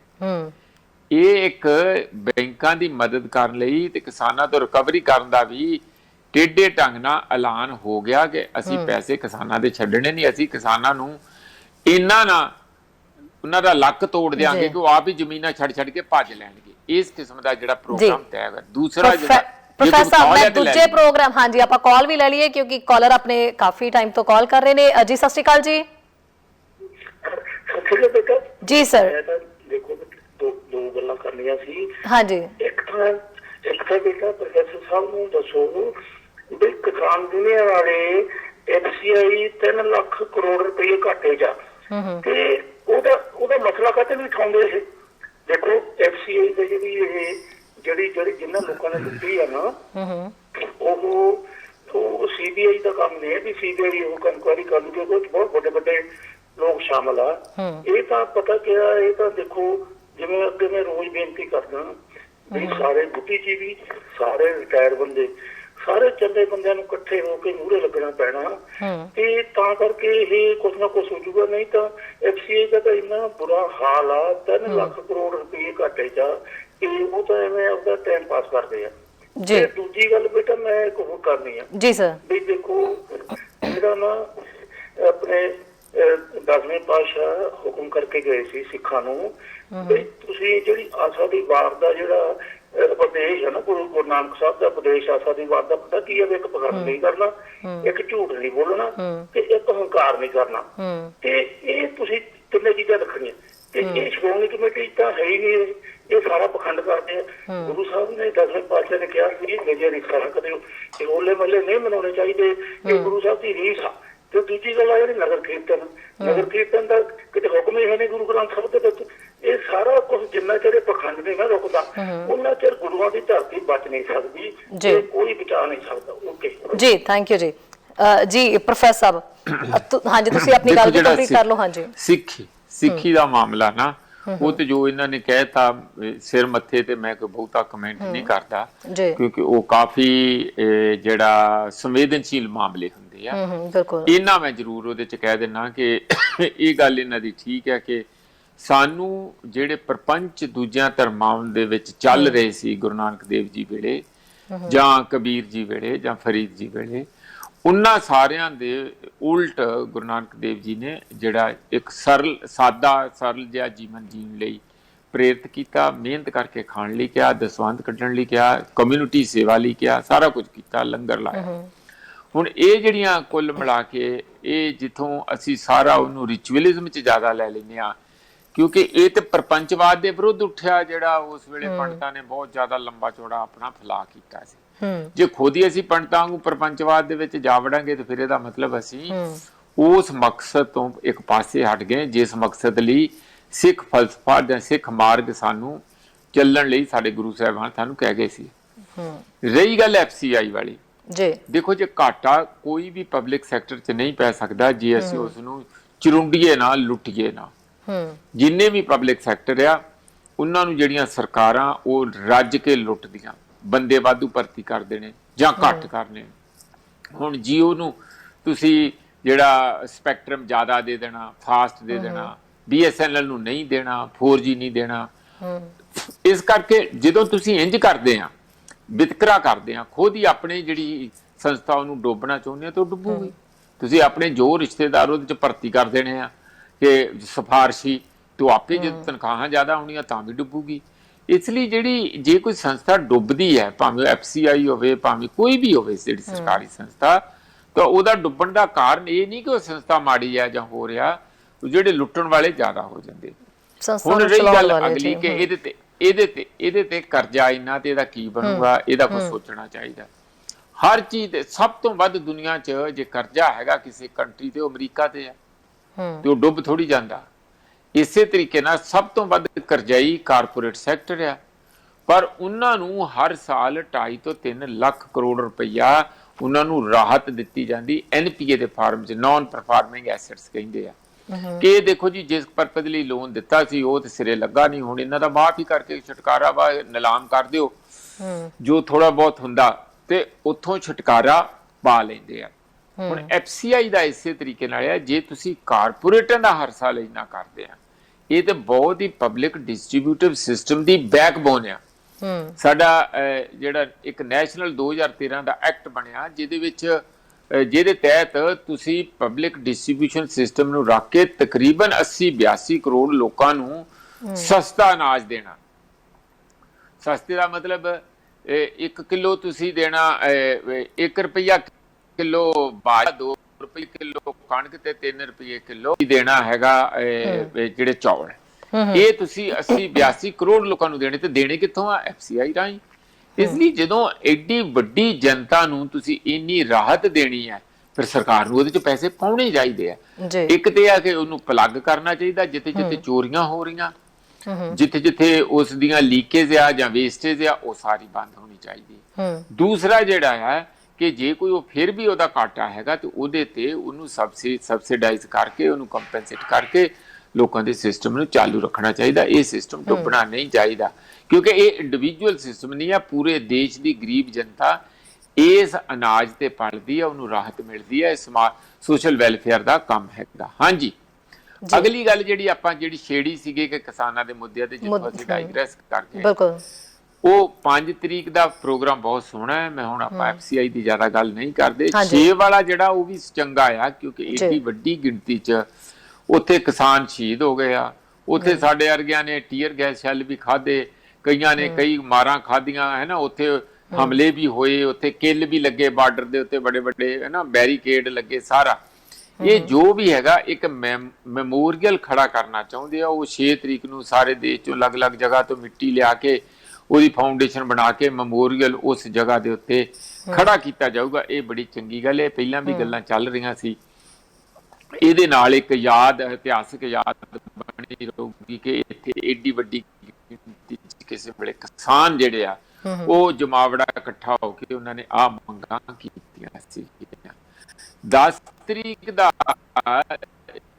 ਜਿਹੜਾ ਮਾਮਲਾ ਹੈਗਾ ਮੇਰਾ ਖਿਆਲ ਉਹ ਝਟਕਾ ਦੇਣਾ ਚਾਹੀਦਾ। ਅੱਗੇ 4-5 ਘੰਟਿਆਂ ਲਈ ਕੀਤੀ ਸੀਗੀ ਐਕਸਪ੍ਰੈਸ ਵੇ ਜਿਹੜੇ ਦਿੱਲੀ ਦੇ ਬਾਰ-ਬਾਰ ਬੜੀ ਤੇਜ਼ ਬੜੀ ਵੱਡੀ ਜਿਹੜੀ ਟ੍ਰੈਫਿਕ ਉਹ ਦੀ ਲੰਘਦੀ ਹੈ। ਜੇ 24 ਘੰਟੇ ਲਈ ਕਰਨਗੇ ਤਾਂ ਨਾਨੀ ਯਾਦ ਆ ਜੂਗੀ। ਤੇ ਇਸ ਲਈ ਉਹਦੇ ਚ ਪੈਸਾ ਵੀ ਕਾਫੀ ਲੋਕਾਂ ਦਾ ਡੁੱਬੂਗਾ, ਕਿਉਂਕਿ ਉਹਦੇ ਚ ਟੋਲ ਪਲਾਜ਼ਾ ਕਾਫੀ ਜਾਣੀ ਇੱਕ ਦਿੱਲੀ ਦੀ ਛਾਪ ਆ ਗਈ ਸਮਝੋ। ਬਾਈਪਾਸ ਕਹਿ ਲਓ, ਜਿਵੇਂ ਬਾਈਪਾਸ ਸਰਜਰੀ ਦੇ ਦਿੱਲੀ ਜੀ ਆਓ ਬਹੁਤ ਐਕਸਪ੍ਰੈਸ ਹੈ। ਪ੍ਰੋਫੈਸਰ ਸਾਹਿਬ ਤੁਹਾਡੀ ਆਵਾਜ਼ ਕਲੀਅਰ ਨਹੀਂ ਪਹੁੰਚ ਰਹੀ ਥੋੜਾ ਜਿਹਾ ਜੀ। ਪ੍ਰੋਫੈਸਰ ਸਾਹਿਬ ਤੁਹਾਡੀ ਆਵਾਜ਼ ਬਿਲਕੁਲ ਕਲੀਅਰ ਨਹੀਂ ਆ ਰਹੀ। ਥੋੜਾ ਜਿਹਾ ਨੈਟ ਵਾਲਾ ਜਿਹੜਾ ਇਸ਼ੂ ਹੈ ਉਹਨੂੰ ਕਰ ਲਓ ਠੀਕ। ਥੋੜਾ ਅਟਕ ਕੇ ਤੁਹਾਡੀ ਆਵਾਜ਼ ਆ ਰਹੀ ਹੈ, ਦੁਬਾਰਾ ਤੋਂ ਇਹਨੂੰ ਕਨੈਕਟ ਕਰ ਲਓ। ਤਦ ਤੱਕ ਅਸੀਂ ਗੱਲ ਕਰਦੇ ਹਾਂ। ਔਰ ਇਹ ਦੱਸ ਦਈਏ ਕਿ ਜਿਸ ਤਰੀਕੇ ਨਾਲ ਹੁਣੇ ਗੱਲ ਹੋ ਰਹੀ ਸੀ ਕਿ ਕਿਸਾਨਾਂ ਨੇ ਜਿਸ ਤਰੀਕੇ ਨਾਲ ਆਪਣੀ ਰਣਨੀਤੀ ਹੈ ਸਾਰੀ ਪਲਾਨ ਕਰ ਲਈ ਹੈ। ਹੁਣ ਇਸ ਰਣਨੀਤੀ ਦੇ ਹਿਸਾਬ ਦੇ ਨਾਲ ਹੀ ਕੋਸ਼ਿਸ਼ ਕੀਤੀ ਜਾ ਰਹੀ ਹੈ ਵੀ ਕਿਤੇ ਨਾ ਕਿਤੇ ਜਿਹੜੀ ਉਹ ਸਰਕਾਰ ਜਿਹੜੀ ਹੁਣ ਤੱਕ ਗੂੰਗੀ ਬੋਲੀ ਹੋਈ ਬੈਠੀ ਹੈ ਉਹਦੇ ਕੰਨਾਂ ਤੱਕ ਇਹ ਆਵਾਜ਼ ਪਹੁੰਚਾਈ ਜਾਏ ਕਿ ਅਸੀਂ ਹਜੇ ਵੀ ਧਰਨੇ ਦੇ ਉੱਤੇ ਬੈਠੇ ਹੋਏ ਹਾਂ। ਦਿੱਲੀ ਘੇਰੀ ਹੋਈ ਹੈ, ਦਿੱਲੀ ਦੇ ਬਾਰਡਰਾਂ ਦੇ ਉੱਤੇ ਇੱਕ ਤਬਕਾ ਨਾਰਾਜ਼ ਬੈਠਾ ਹੋਇਆ, ਉਹਨਾਂ ਦੀ ਸੁਣਵਾਈ ਕੀਤੀ ਜਾਵੇ। ਹੋਰ ਨਹੀਂ ਤਾਂ ਘੱਟੋ ਘੱਟ ਸਰਕਾਰ ਬੁਲਾ ਕੇ ਕੋਈ ਗੱਲਬਾਤ ਦਾ ਸਿਲਸਿਲਾ ਤਾਂ ਅੱਗੇ ਤੋਰੇ। ਸੋ ਇਸੇ ਨੂੰ ਲੈ ਕੇ ਕਿਸਾਨ ਸੰਯੁਕਤ ਕਿਸਾਨ ਮੋਰਚਾ ਦੇ ਵੱਲੋਂ ਲਗਾਤਾਰ ਕੋਸ਼ਿਸ਼ ਕੀਤੀ ਜਾ ਰਹੀ ਹੈ ਆਪੋ ਆਪਣੇ ਤਰੀਕੇ ਦੇ ਨਾਲ ਸਰਕਾਰ ਦੇ ਕੰਨਾਂ ਤੱਕ ਜਿਹੜੀ ਆਪਣੀ ਆਵਾਜ਼ ਪਹੁੰਚਾਉਣ ਦੀ, ਤਾਂ ਕਿ ਸਰਕਾਰ ਟਸ ਤੋਂ ਮਸ ਹੋਵੇ। ਹਾਲਾਂਕਿ ਅੜੀ ਵਾਲਾ ਮਾਮਲਾ, ਜਿਵੇਂ ਕਿ ਪ੍ਰੋਫੈਸਰ ਮਨਜੀਤ ਜੀ ਥੋੜੀ ਦੇਰ ਪਹਿਲਾਂ ਦੱਸ ਰਹੇ ਸੀਗੇ ਵੀ ਅੜੀ ਵਾਲਾ ਮਾਮਲਾ ਹਜੇ ਵੀ ਬਰਕਰਾਰ ਹੈ, ਵੀ ਸਰਕਾਰ ਦੇ ਵੱਲੋਂ ਕੋਈ ਸੱਦਾ ਨਹੀਂ ਆ ਰਿਹਾ, ਨਾ ਕੋਈ ਗੱਲਬਾਤ ਦਾ ਸਿਲਸਿਲਾ ਅੱਗੇ ਤੋਰਿਆ ਜਾ ਰਿਹਾ। ਪਰ ਕਿਸਾਨਾਂ ਦੇ ਵੱਲੋਂ ਆਪਣੀ ਤਿਆਰੀ ਜਿਹੜੀ ਹੈ ਉਹ ਸਮੇਂ-ਸਮੇਂ ਤੇ ਉਲੀਕੀ ਜਾ ਰਹੀ ਹੈ। ਰਣਨੀਤੀ ਜਿਹੜੀ ਹੈ ਉਹਨਾਂ ਦੇ ਵੱਲੋਂ ਪੂਰੇ ਤਰੀਕੇ ਨਾਲ ਪਲਾਨ ਕੀਤੀ ਗਈ ਹੈ। ਸੋ ਇਸ ਮੁਤਾਬਕ ਸੰਯੁਕਤ ਕਿਸਾਨ ਮੋਰਚੇ ਦੇ ਵੱਲੋਂ ਮਈ ਮਹੀਨੇ ਦੇ ਪਹਿਲੇ ਜਿਹੜੇ 15 ਦਿਨਾਂ ਦੇ ਵਿੱਚ ਕਿਹਾ ਜਾ ਰਿਹਾ ਵੀ ਸੰਸਦ ਦਾ ਕੂਚ ਕਰਾਂਗੇ। ਪਰ ਇਸ ਵਾਰ ਦੀ ਪਲਾਨਿੰਗ ਵੀ ਦੱਸਦੀ ਵੀ ਸੰਸਦ ਦਾ ਜਦੋਂ ਕੂਚ ਕਰਨਾ ਹੈ ਤਾਂ ਇਹ ਗੱਲ ਕਹੀ ਗਈ ਹੈ ਕਿਸਾਨ ਆਗੂਆਂ ਦੇ ਵੱਲੋਂ ਕਿ ਸਹੀ ਤਰੀਕੇ ਦੇ ਨਾਲ ਹੀ ਜਿਹੜਾ ਹੈ ਮੁਕੰਮਲ ਜਿਹੜੀ ਕਾਲ ਦਿੱਤੀ ਗਈ ਹੈ ਇਹਨੂੰ ਨੇਪਰੇ ਚਾੜਿਆ ਜਾਏਗਾ। ਖਾਸ ਕਰਕੇ ਜਿਹੜੀਆਂ ਪਹਿਲਾਂ ਗਲਤੀਆਂ ਹੋਈਆਂ ਨੇ, ਜਿਸ ਤਰੀਕੇ ਨਾਲ ਜਦੋਂ ਪਹਿਲਾਂ ਦਿੱਲੀ ਦੇ ਅੰਦਰ ਇੱਕ ਮਾਰਚ ਕੱਢਿਆ ਗਿਆ ਸੀਗਾ ਤਾਂ ਉਸ ਵੇਲੇ ਜਿਸ ਲਾਲ ਕਿਲੇ ਵਾਲੀ ਘਟਨਾ ਜਦੋਂ ਵਾਪਰੀ ਸੀਗੀ ਤਾਂ ਉਸ ਨੂੰ ਧਿਆਨ ਦੇ ਵਿੱਚ ਰੱਖਦੇ ਹੋਏ ਹਰ ਬਾਰੀਕੀ ਦਾ ਜਿਹੜਾ ਖਿਆਲ ਰੱਖਿਆ ਜਾਏਗਾ, ਇਹ ਕਿਸਾਨ ਆਗੂਆਂ ਦੇ ਵੱਲੋਂ ਕਿਹਾ ਗਿਆ ਹੈ ਤਾਂ ਕਿ ਕੋਈ ਪ੍ਰੋਬਲਮ ਨਾ ਹੋਵੇ। ਪ੍ਰੋਫੈਸਰ ਮਨਜੀਤ ਜੀ, ਮੇਰੀ ਆਵਾਜ਼ ਤੁਹਾਡੇ ਤੱਕ ਪਹੁੰਚ ਰਹੀ ਹੈ ਜੀ? ਜੀ ਪ੍ਰੋਫੈਸਰ ਸਾਹਿਬ ਦੀ ਆਪਾਂ ਵੇਟ ਕਰਦੇ ਹਾਂ ਕਿ ਪ੍ਰੋਫੈਸਰ ਜਲਦੀ ਆਪਣੇ ਨਾਲ ਫਿਰ ਤੋਂ ਜੁੜਨ ਤੇ ਆਪਾਂ ਸ਼ੋਅ ਨੂੰ ਅੱਗੇ ਕੰਟੀਨਿਊ ਕਰੀਏ। ਤੇ ਇਹ ਦੱਸ ਦਈਏ ਵੀ ਇਸ ਤੋਂ ਇਲਾਵਾ ਉਹਨਾਂ ਨੇ ਕਿਹਾ ਵੀ ਪੂਰੀ ਕੋਸ਼ਿਸ਼ ਕੀਤੀ ਜਾਏਗੀ ਵੀ ਪਹਿਲਾਂ ਵਾਲੀਆਂ ਗਲਤੀਆਂ ਜਿਹੜੀਆਂ ਨਾ ਦੁਹਰਾਈਆਂ ਜਾਣ। ਸਪੈਸ਼ਲੀ ਇਹ ਵੀ ਗੱਲ ਕਹੀ ਗਈ ਹੈ ਵੀ ਜਦੋਂ ਟਰੈਕਟਰ ਲੈ ਕੇ ਜਿਹੜਾ ਦਿੱਲੀ ਦੇ ਵਿੱਚ ਨਹੀਂ ਵੜਿਆ ਜਾਏਗਾ। ਹੁਣ ਮਾਰਚ ਦਾ ਜਿਹੜਾ ਤਰੀਕਾ ਹੋਏਗਾ ਉਹ ਅਸੀਂ ਚੇਂਜ ਕਰਾਂਗੇ, ਕਿਉਂਕਿ ਪਿਛਲੀ ਵਾਰ ਜਿਹੜੀਆਂ ਨੇ ਕੁਝ ਘਟਨਾਵਾਂ ਅਜਿਹੀਆਂ ਵਾਪਰੀਆਂ ਨੇ ਜਿਸ ਦੇ ਵਿੱਚ ਕਈ ਜਿਹੜੇ ਨੇ ਜਾਨ ਵੀ ਗਵਾ ਬੈਠੇ ਨੇ ਆਪਣੀ, ਔਰ ਕਈਆਂ ਦੇ ਉੱਤੇ ਮਾਮਲੇ ਦਰਜ ਕਰ ਦਿੱਤੇ ਗਏ, ਕੇਸ ਦਰਜ ਕਰ ਦਿੱਤੇ ਗਏ, ਕਿਉਂਕਿ ਇੱਧਰ ਉੱਧਰ ਜਿਹੜਾ ਹੈ ਉਹ ਹੋ ਗਈ ਪ੍ਰੋਬਲਮ, ਕਈ ਰੂਟ ਚੇਂਜ ਹੋ ਗਏ ਸੀਗੇ ਜਿਸ ਕਰਕੇ ਕਾਫੀ ਦਿੱਕਤ ਆਈ। ਸੋ ਇਸ ਦਿੱਕਤ ਨੂੰ ਦੂਰ ਕਰਨ ਦੀ ਜਿਹੜੀ ਹੈ ਉਹ ਕੋਸ਼ਿਸ਼ ਕੀਤੀ ਜਾ ਰਹੀ ਹੈ। ਸੋ ਇਸੇ ਲਈ ਇਸ ਵਾਰ ਦੀ ਰਣਨੀਤੀ ਨੂੰ ਚੇਂਜ ਕੀਤਾ ਗਿਆ, ਬਦਲਿਆ ਗਿਆ। ਸੋ ਇਸ ਤੋਂ ਇਲਾਵਾ ਇਹ ਦੱਸ ਦਈਏ ਵੀ ਇਸ ਪਲਾਨ ਦੇ ਵਿੱਚ ਹੋਰ ਜਿਹੜੀਆਂ ਚੀਜ਼ਾਂ ਨੇ ਉਸ ਮੁਤਾਬਕ ਵਿਸਾਖੀ ਵਾਲੇ ਦਿਨ ਦਾ ਵੀ ਸਪੈਸ਼ਲੀ ਅਨਾਉਂਸ ਕੀਤਾ ਗਿਆ ਵੀ ਵਿਸਾਖੀ ਵਾਲੇ ਦਿਨ ਵੀ ਜਿਹੜਾ ਹੈ ਬਾਰਡਰ ਦੇ ਉੱਤੇ ਹੀ ਹੈ ਜਿਹੜੀ ਪੂਰੀ ਤਿਆਰੀ ਕੀਤੀ ਜਾਏਗੀ। 5 ਅਪ੍ਰੈਲ ਨੂੰ ਤਾਂ FCI ਬਚਾਓ ਦਿਵਸ ਜਿਹੜਾ ਹੈ ਉਹ ਮਨਾਇਆ ਜਾਏਗਾ, ਜਿਸ ਦਿਨ ਦੇਸ਼ ਭਰ ਦੇ ਵਿੱਚ FCI ਦੇ ਦਫ਼ਤਰਾਂ ਦਾ ਘਿਰਾਓ ਕੀਤਾ ਜਾਏਗਾ। 10 ਅਪ੍ਰੈਲ ਨੂੰ ਕਹਿ ਰਹੇ ਨੇ ਕਿ KMP ਨੂੰ 24 ਘੰਟਿਆਂ ਦੇ ਲਈ ਬੰਦ ਕੀਤਾ ਜਾਏਗਾ ਔਰ 13 ਅਪ੍ਰੈਲ ਨੂੰ ਵਿਸਾਖੀ ਦਾ ਜਿਹੜਾ ਤਿਉਹਾਰ ਹੈ ਉਹ ਵੀ ਦਿੱਲੀ ਦੀਆਂ ਸਰਹੱਦਾਂ ਦੇ ਉੱਤੇ ਹੀ ਮਨਾਇਆ ਜਾਏਗਾ। ਇਹ ਕਾਲ ਦਿੱਤੀ ਗਈ ਹੈ ਕਿਸਾਨਾਂ ਦੇ ਵੱਲੋਂ। 1 ਮਈ ਨੂੰ ਮਜ਼ਦੂਰ ਦਿਵਸ ਵੀ ਦਿੱਲੀ ਦੇ ਮੋਰਚਿਆਂ ਦੇ ਉੱਤੇ ਹੀ ਮਨਾਇਆ ਜਾਏਗਾ। ਇਸ ਦਿਨ ਸਾਰੇ ਪ੍ਰੋਗਰਾਮ ਮਜ਼ਦੂਰ ਕਿਸਾਨ ਏਕਤਾ ਨੂੰ ਸਮਰਪਿਤ ਜਿਹੜਾ ਉਹ ਕੀਤੇ ਜਾਣਗੇ। ਸੰਯੁਕਤ ਕਿਸਾਨ ਮੋਰਚੇ ਦੀ ਜਿਹੜੀ ਅਗਵਾਈ ਦੇ ਹੇਠ ਹੀ ਸੰਸਦ ਮਾਰਚ ਮਈ ਦੇ ਪਹਿਲੇ 15 ਵਾੜੇ ਦੇ ਵਿੱਚ ਜਿਹੜਾ ਕੀਤਾ ਜਾਏਗਾ, ਇਹ ਉਹਨਾਂ ਨੇ ਅੱਜ ਗੱਲ ਕਹੀ ਹੈ। ਇਸ ਦੇ ਵਿੱਚ ਇਹ ਦੱਸਦੇ ਵੀ ਹਰ ਵਰਗ ਨੂੰ ਬੁਲਾਇਆ ਗਿਆ। ਈਵਨ ਕਿ ਜਦੋਂ ਅੱਜ ਕਾਨਫਰੰਸ ਹੋ ਰਹੀ ਸੀਗੀ ਥੋੜੀ ਦੇਰ ਪਹਿਲਾਂ ਅਸੀਂ ਕਾਨਫਰੰਸ ਜਿਹੜੀ ਤੁਹਾਨੂੰ ਵੀ ਸੁਣਾਈ ਹੈ, ਉਸ ਕਾਨਫਰੰਸ ਦੇ ਵਿੱਚ ਵੀ ਬਕਾਇਦਾ ਸੱਦਾ ਦਿੱਤਾ ਗਿਆ ਸਾਰੀਆਂ ਧਿਰਾਂ ਨੂੰ ਔਰ ਖਾਸ ਕਰਕੇ ਲੋਕਾਂ ਨੂੰ ਇਹ ਗੱਲ ਕਹੀ ਗਈ ਹੈ ਵੀ ਘਰਾਂ ਦੇ ਵਿੱਚੋਂ ਨਿਕਲ ਕੇ ਹੁਣ ਨਾਲ ਜੁੜਨਾ ਸਾਡੇ ਤੇ ਤਾਂ ਕਿ ਮਾਰਚ ਜਿਹੜਾ ਉਹ ਕੀਤਾ ਜਾ ਸਕੇ ਤੇ ਉਹ ਲੋਕ ਕਿਉਂਕਿ ਛੁੱਟੀਆਂ ਦਾ ਸੀਜ਼ਨ ਹੈ ਹੁਣ ਔਰ ਇਹ ਗੱਲ ਕਹੀ ਜਾ ਰਹੀ ਹੈ ਵੀ ਛੁੱਟੀਆਂ ਨੇ, ਸਕੂਲ ਵੀ ਬੰਦ ਨੇ, ਸੋ ਲੋਕ ਹੁਣ ਆ ਸਕਦੇ ਨੇ ਤੇ ਸਾਡੇ ਨਾਲ ਆ ਕੇ ਜੁੜਿਓ ਤੇ ਇਹ ਸਾਰੇ ਜਿਹੜੇ ਪ੍ਰੋਗਰਾਮ ਦਿਨ ਵਾਰ ਮਹੀਨੇ ਦੇ ਹਿਸਾਬ ਨਾਲ ਜਿਹੜੇ ਉਲੀਕੇ ਗਏ ਨੇ ਇਹਨਾਂ ਦੇ ਵਿੱਚ ਡਟ ਕੇ ਨਾਲ ਖੜੇ ਹੋਇਓ ਤੇ ਸਾਰੇ ਜਿਹੜੇ ਹੈ ਉਹ ਮਿਲ ਕੇ ਹੀ ਸਰਕਾਰ ਦੇ ਕੰਨਾਂ ਤੱਕ ਕੋਈ ਆਵਾਜ਼ ਪਹੁੰਚਾ ਸਕਾਂਗੇ। ਸੋ ਇਹੀ ਕਾਲ ਦਿੱਤੀ ਗਈ ਹੈ। ਇਹ ਕਿਹਾ ਜਾ ਰਿਹਾ ਵੀ ਇਸ ਦੇ ਵਿੱਚ ਔਰਤਾਂ, ਦਲਿਤ, ਆਦੀਵਾਸੀ, ਬਹੁਜਨ, ਬੇਰੁਜ਼ਗਾਰ ਨੌਜਵਾਨ ਤੇ ਸਮਾਜ ਦੇ ਹਰ ਵਰਗ ਜਿਹੜੇ ਹੈ ਉਹਨਾਂ ਨੂੰ ਸ਼ਾਮਿਲ ਹੋਣ ਦਾ ਸੱਦਾ ਜਿਹੜਾ ਦਿੱਤਾ ਗਿਆ ਹੈ। ਇਹ ਪ੍ਰੋਗਰਾਮ ਉਹਨਾਂ ਕਿਹਾ ਵੀ ਪੂਰੀ ਤਰੀਕੇ ਨਾਲ ਸ਼ਾਂਤਮਈ ਹੋਏਗਾ। ਸਪੈਸ਼ਲੀ ਇੱਕ ਗੱਲ ਦਾ ਖਿਆਲ ਰੱਖਿਆ ਜਾਏਗਾ, ਹਜੇ 5 ਅਪ੍ਰੈਲ ਨੂੰ ਆਉਣ ਨੂੰ ਥੋੜੇ ਦਿਨ ਬਾਕੀ ਬਚੇ ਹੋਏ ਨੇ ਪਰ ਉਸ ਤੋਂ ਪਹਿਲਾਂ ਵੀ ਕਿਸਾਨ ਆਗੂਆਂ ਨੇ ਕਿਹਾ ਵੀ ਹਰ ਬਾਰੀਕੀ ਤੇ ਨਜ਼ਰ ਰੱਖੀ ਜਾਏਗੀ ਔਰ ਹਰ ਆਉਂਦੇ ਦਿਨਾਂ ਦੇ ਵਿੱਚ 5 ਤਰੀਕ ਤੋਂ ਪਹਿਲਾਂ ਹਰ ਆਉਂਦੇ ਦਿਨ ਦੇ ਵਿੱਚ ਜਿਹੜੀ ਅਪਡੇਟ ਲਗਾਤਾਰ ਕੀਤੀ ਜਾਏਗੀ ਵੀ ਕੀ ਰਣਨੀਤੀ ਹੋਏਗੀ, ਕੀ ਪਲੈਨਿੰਗ, ਕਿੱਧਰ ਨੂੰ ਕਿਵੇਂ ਕੂਚ ਕਰਨਾ ਹੈ, ਉਹ ਸਾਰੀਆਂ ਕੋਸ਼ਿਸ਼ਾਂ ਜਿਹੜੀਆਂ ਨੇ ਉਹ ਕੀਤੀਆਂ ਜਾਣਗੀਆਂ। ਸੋ ਇਹ ਪਲੈਨਿੰਗ ਜਿਹੜੀ ਕੀਤੀ ਗਈ ਹੈ ਔਰ ਖਾਸ ਕਰਕੇ ਲਾਲ ਕਿਲੇ ਦੀ ਘਟਨਾ ਦਾ ਜਿਹੜਾ ਉਹ ਵੀ ਜ਼ਿਕਰ ਕੀਤਾ ਗਿਆ ਹੈ ਵੀ ਲਾਲ ਕਿਲੇ ਦੀ ਘਟਨਾ ਤੋਂ ਸਬਕ ਲੈਂਦੇ ਹੋਏ ਇਸ ਵਾਰ ਸਾਰੇ ਨੌਜਵਾਨਾਂ ਨੂੰ ਔਰ ਸਾਰੇ ਹੋਰ ਜਿਹੜੇ ਲੋਕ ਸ਼ਾਮਿਲ ਹੋਣਗੇ ਉਹਨਾਂ ਨੂੰ ਇਹ ਤਾਕੀਦ ਕੀਤੀ ਜਾ ਰਹੀ ਹੈ ਵੀ ਜਦੋਂ ਹੁਣ ਉਹ ਨਾਲ ਜੁੜਨਗੇ ਤਾਂ ਸਿਰਫ ਇੱਕ ਬੰਦੇ ਦੀ ਜਿਹੜੀ ਵੀ ਇੱਕ ਬੰਦੇ ਦੀ ਕਹੀ ਗੱਲ ਹੈ ਉਸ ਤੇ ਗੌਰ ਨਾ ਕਰਨ ਔਰ ਜਿਹੜਾ ਸਾਰਿਆਂ ਦੇ ਵੱਲੋਂ ਕੋਈ ਵੀ ਸੁਨੇਹਾ ਦਿੱਤਾ ਜਾਏਗਾ ਸੰਯੁਕਤ ਕਿਸਾਨ ਮੋਰਚੇ ਦੇ ਨੁਮਾਇੰਦਿਆਂ ਦੇ ਵੱਲੋਂ ਜੋ ਗੱਲ ਕਹੀ ਜਾਏਗੀ ਉਹਨੂੰ ਫੋਲੋ ਕਰਕੇ ਹੀ ਜਿਹੜਾ ਅੱਗੇ ਵਧਣ। ਸੋ ਇਸ ਤੋਂ ਇਲਾਵਾ ਇਹ ਜਾਣਕਾਰੀ ਦਿੱਤੀ ਗਈ ਹੈ ਵੀ ਲੋਕ ਜਿਹੜੇ ਆਪਣੇ ਵਾਹਨਾਂ ਦੇ ਵਿੱਚ ਆਪਣੇ ਪਿੰਡਾਂ ਤੋਂ ਦਿੱਲੀ ਦੀਆਂ ਸਰਹੱਦਾਂ ਤੱਕ ਜਿਹੜੇ ਆਉਣਗੇ ਔਰ ਇਸ ਤੋਂ ਬਾਅਦ ਦਿੱਲੀ ਦੀਆਂ ਕਈ ਸਰਹੱਦਾਂ ਤੋਂ ਸੰਸਦ ਤੱਕ ਜਿਹੜਾ ਉਹ ਪੈਦਲ ਮਾਰਚ ਹੀ ਕੀਤਾ ਜਾਏਗਾ। ਨਿਰਧਾਰਿਤ ਤਰੀਕ ਦਾ ਐਲਾਨ ਆਉਣ ਵਾਲੇ ਦਿਨਾਂ ਦੇ ਵਿੱਚ ਕਹਿੰਦੇ ਆ ਕੀਤਾ ਜਿਹੜਾ ਉਹ ਜਾ ਸਕਦਾ, ਯਾਨੀ ਕਿ 5 ਤਰੀਕ ਤੋਂ ਪਹਿਲਾਂ ਹੋਰ ਅਨਾਉਂਸਮੈਂਟ ਹੋ ਜਾਣਗੀਆਂ। ਇਸ ਤੋਂ ਇਲਾਵਾ ਸੰਸਦ ਵੱਲ ਨੂੰ ਕੂਚ ਦਾ ਐਲਾਨ ਕਰ ਹੀ ਦਿੱਤਾ ਹੈ। ਸੰਸਦ ਵੱਲ ਨੂੰ ਜਦੋਂ ਕੂਚ ਕਰਨਾ ਤਾਂ ਉਹਨਾਂ ਨੇ ਕਿਹਾ ਉਸ ਵੇਲੇ ਵੀ ਸ਼ਾਂਤਮਈ ਤਰੀਕੇ ਦੇ ਨਾਲ ਹੀ ਅਸੀਂ ਇਸ ਪ੍ਰੋਗਰਾਮ ਨੂੰ ਹੈ ਜਿਹੜਾ ਉਹ ਕਰਾਂਗੇ। ਜੀ ਕੋਸ਼ਿਸ਼ ਕਰਦੇ ਹਾਂ ਵੀ ਪ੍ਰੋਫੈਸਰ ਮਨਜੀਤ ਨਾਲ ਅਸੀਂ ਫਿਰ ਤੋਂ ਗੱਲ ਕਰ ਸਕੀਏ, ਪ੍ਰੋਫੈਸਰ ਸਾਹਿਬ ਨੂੰ ਕਾਲ ਲਗਾ ਕੇ ਅਸੀਂ ਫਿਰ ਤੋਂ ਨਾਲ ਜੋੜ ਸਕੀਏ ਆਪਣੇ। ठीक है प्रोफेसर साहब हजे साडे नाल जुड़ नहीं पा रहे, शायद कोई तकनीकी उन्होंने प्रॉब्लम चल रही है और इस तो इलावा ये दस दिए भी 26 जनवरी तो बाद बहुत संभल के संयुक्त मोर्चे नूं गल कही गई है भी बहुत संभल के जिहड़ा हुण कदम चुकना पेगा। पार्लीमेंट दे वल भी शांतिपूर्वक तरीके नाल उन्होंने कहा है भी असीं जा रहे हां ते चड़ूनी साहब ने स्पैशली ये गल कही है भी FCI दे दफ्तर 5 अप्रैल नूं जिहड़े घेरे जाणगे। सरकार दे कोल किसी भी मीटिंग दे विच किसानां वल्लों जिहड़े हालांकि पुछे गए जिहड़े जवाब सीगे उन्हां दा सवाल सी उन्हां दा जवाब नहीं सी और MSP ਦਾ ਮੁੱਖ ਮੁੱਦਾ ਹੈ ਤੇ ਸਰਕਾਰ ਨੇ ਹਮੇਸ਼ਾ ਇਸ ਤੇ ਆ ਕੇ ਚੁੱਪੀ ਧਾਰੀ ਰੱਖੀ। ਇਹ ਅੱਜ ਸਾਰੀਆਂ ਗੱਲਾਂ ਦੇ ਉੱਤੇ ਜਿਹੜਾ ਕਿਸਾਨ ਆਗੂਆਂ ਦੇ ਵੱਲੋਂ ਜਿਹੜਾ ਅਪਡੇਟ ਕੀਤਾ ਗਿਆ। ਸੋ ਉਹਨਾਂ ਨੇ ਕਿਹਾ ਇਸ ਤੋਂ ਇਲਾਵਾ ਇਹ ਵੀ ਦੱਸਦੀ ਵੀ ਅੱਜ ਗਾਜੀਪੁਰ ਬਾਰਡਰ ਤੇ ਸੰਯੁਕਤ ਕਿਸਾਨ ਮੋਰਚਾ ਗਾਜੀਪੁਰ ਬਾਰਡਰ ਦੀ ਤਰਫੋਂ ਇੱਕ ਸਰਕੂਲਰ ਜਿਹੜਾ ਉਹ ਜਾਰੀ ਕੀਤਾ ਗਿਆ ਜਿਸ ਦੇ ਵਿੱਚ ਜਿਹੜੀਆਂ ਗੱਲਾਂ ਦਾ ਧਿਆਨ ਰੱਖਿਆ ਗਿਆ ਇਹ ਤੁਹਾਨੂੰ ਦੱਸ ਦਿੰਦੇ ਆ।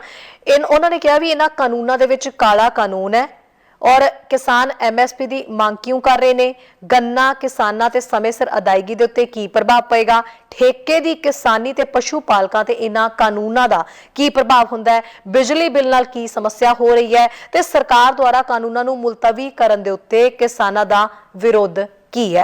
इस सर्कुलर की एक कॉपी जिहड़ी है एक प्रैस नोट दे नाल जिहड़ी वो भेजी जा रही है। सो इस गल दे उत्ते जिहड़ा इस बार खास ख्याल रखा जा रहा है भी ताकि कोई अनगैली ना होवे। इस तो इलावा ਕਿਸਾਨ ਮੋਰਚੇ ਦੇ ਵੱਲੋਂ ਜਿਹੜੀ ਕੋਸ਼ਿਸ਼ ਕੀਤੀ ਜਾ ਰਹੀ ਹੈ ਉਹ ਇਸ ਵਾਰ ਇਹੀ ਹੈ ਵੀ ਜਿਹੜੇ ਪ੍ਰੋਗਰਾਮ ਉਲੀਕੇ ਗਏ ਨੇ, ਹੁਣ ਤੋਂ ਪਹਿਲਾਂ ਜਿਹੜੀ ਕਾਲ ਦਿੱਤੀ ਗਈ ਸੀ ਭਾਰਤ ਬੰਦ ਦੀ ਕਾਲ ਦਿੱਤੀ ਗਈ ਸੀਗੀ, ਉਸ ਦੇ ਵਿੱਚ ਵੀ ਕਈ ਪਲਾਨ ਸੀਗੇ ਔਰ ਬਹੁਤ ਹੀ ਸ਼ਾਂਤੀਪੂਰਵਕ ਤਰੀਕੇ ਦੇ ਨਾਲ ਮੁਕੰਮਲ ਚੜ ਗਏ ਹੋ ਗਏ।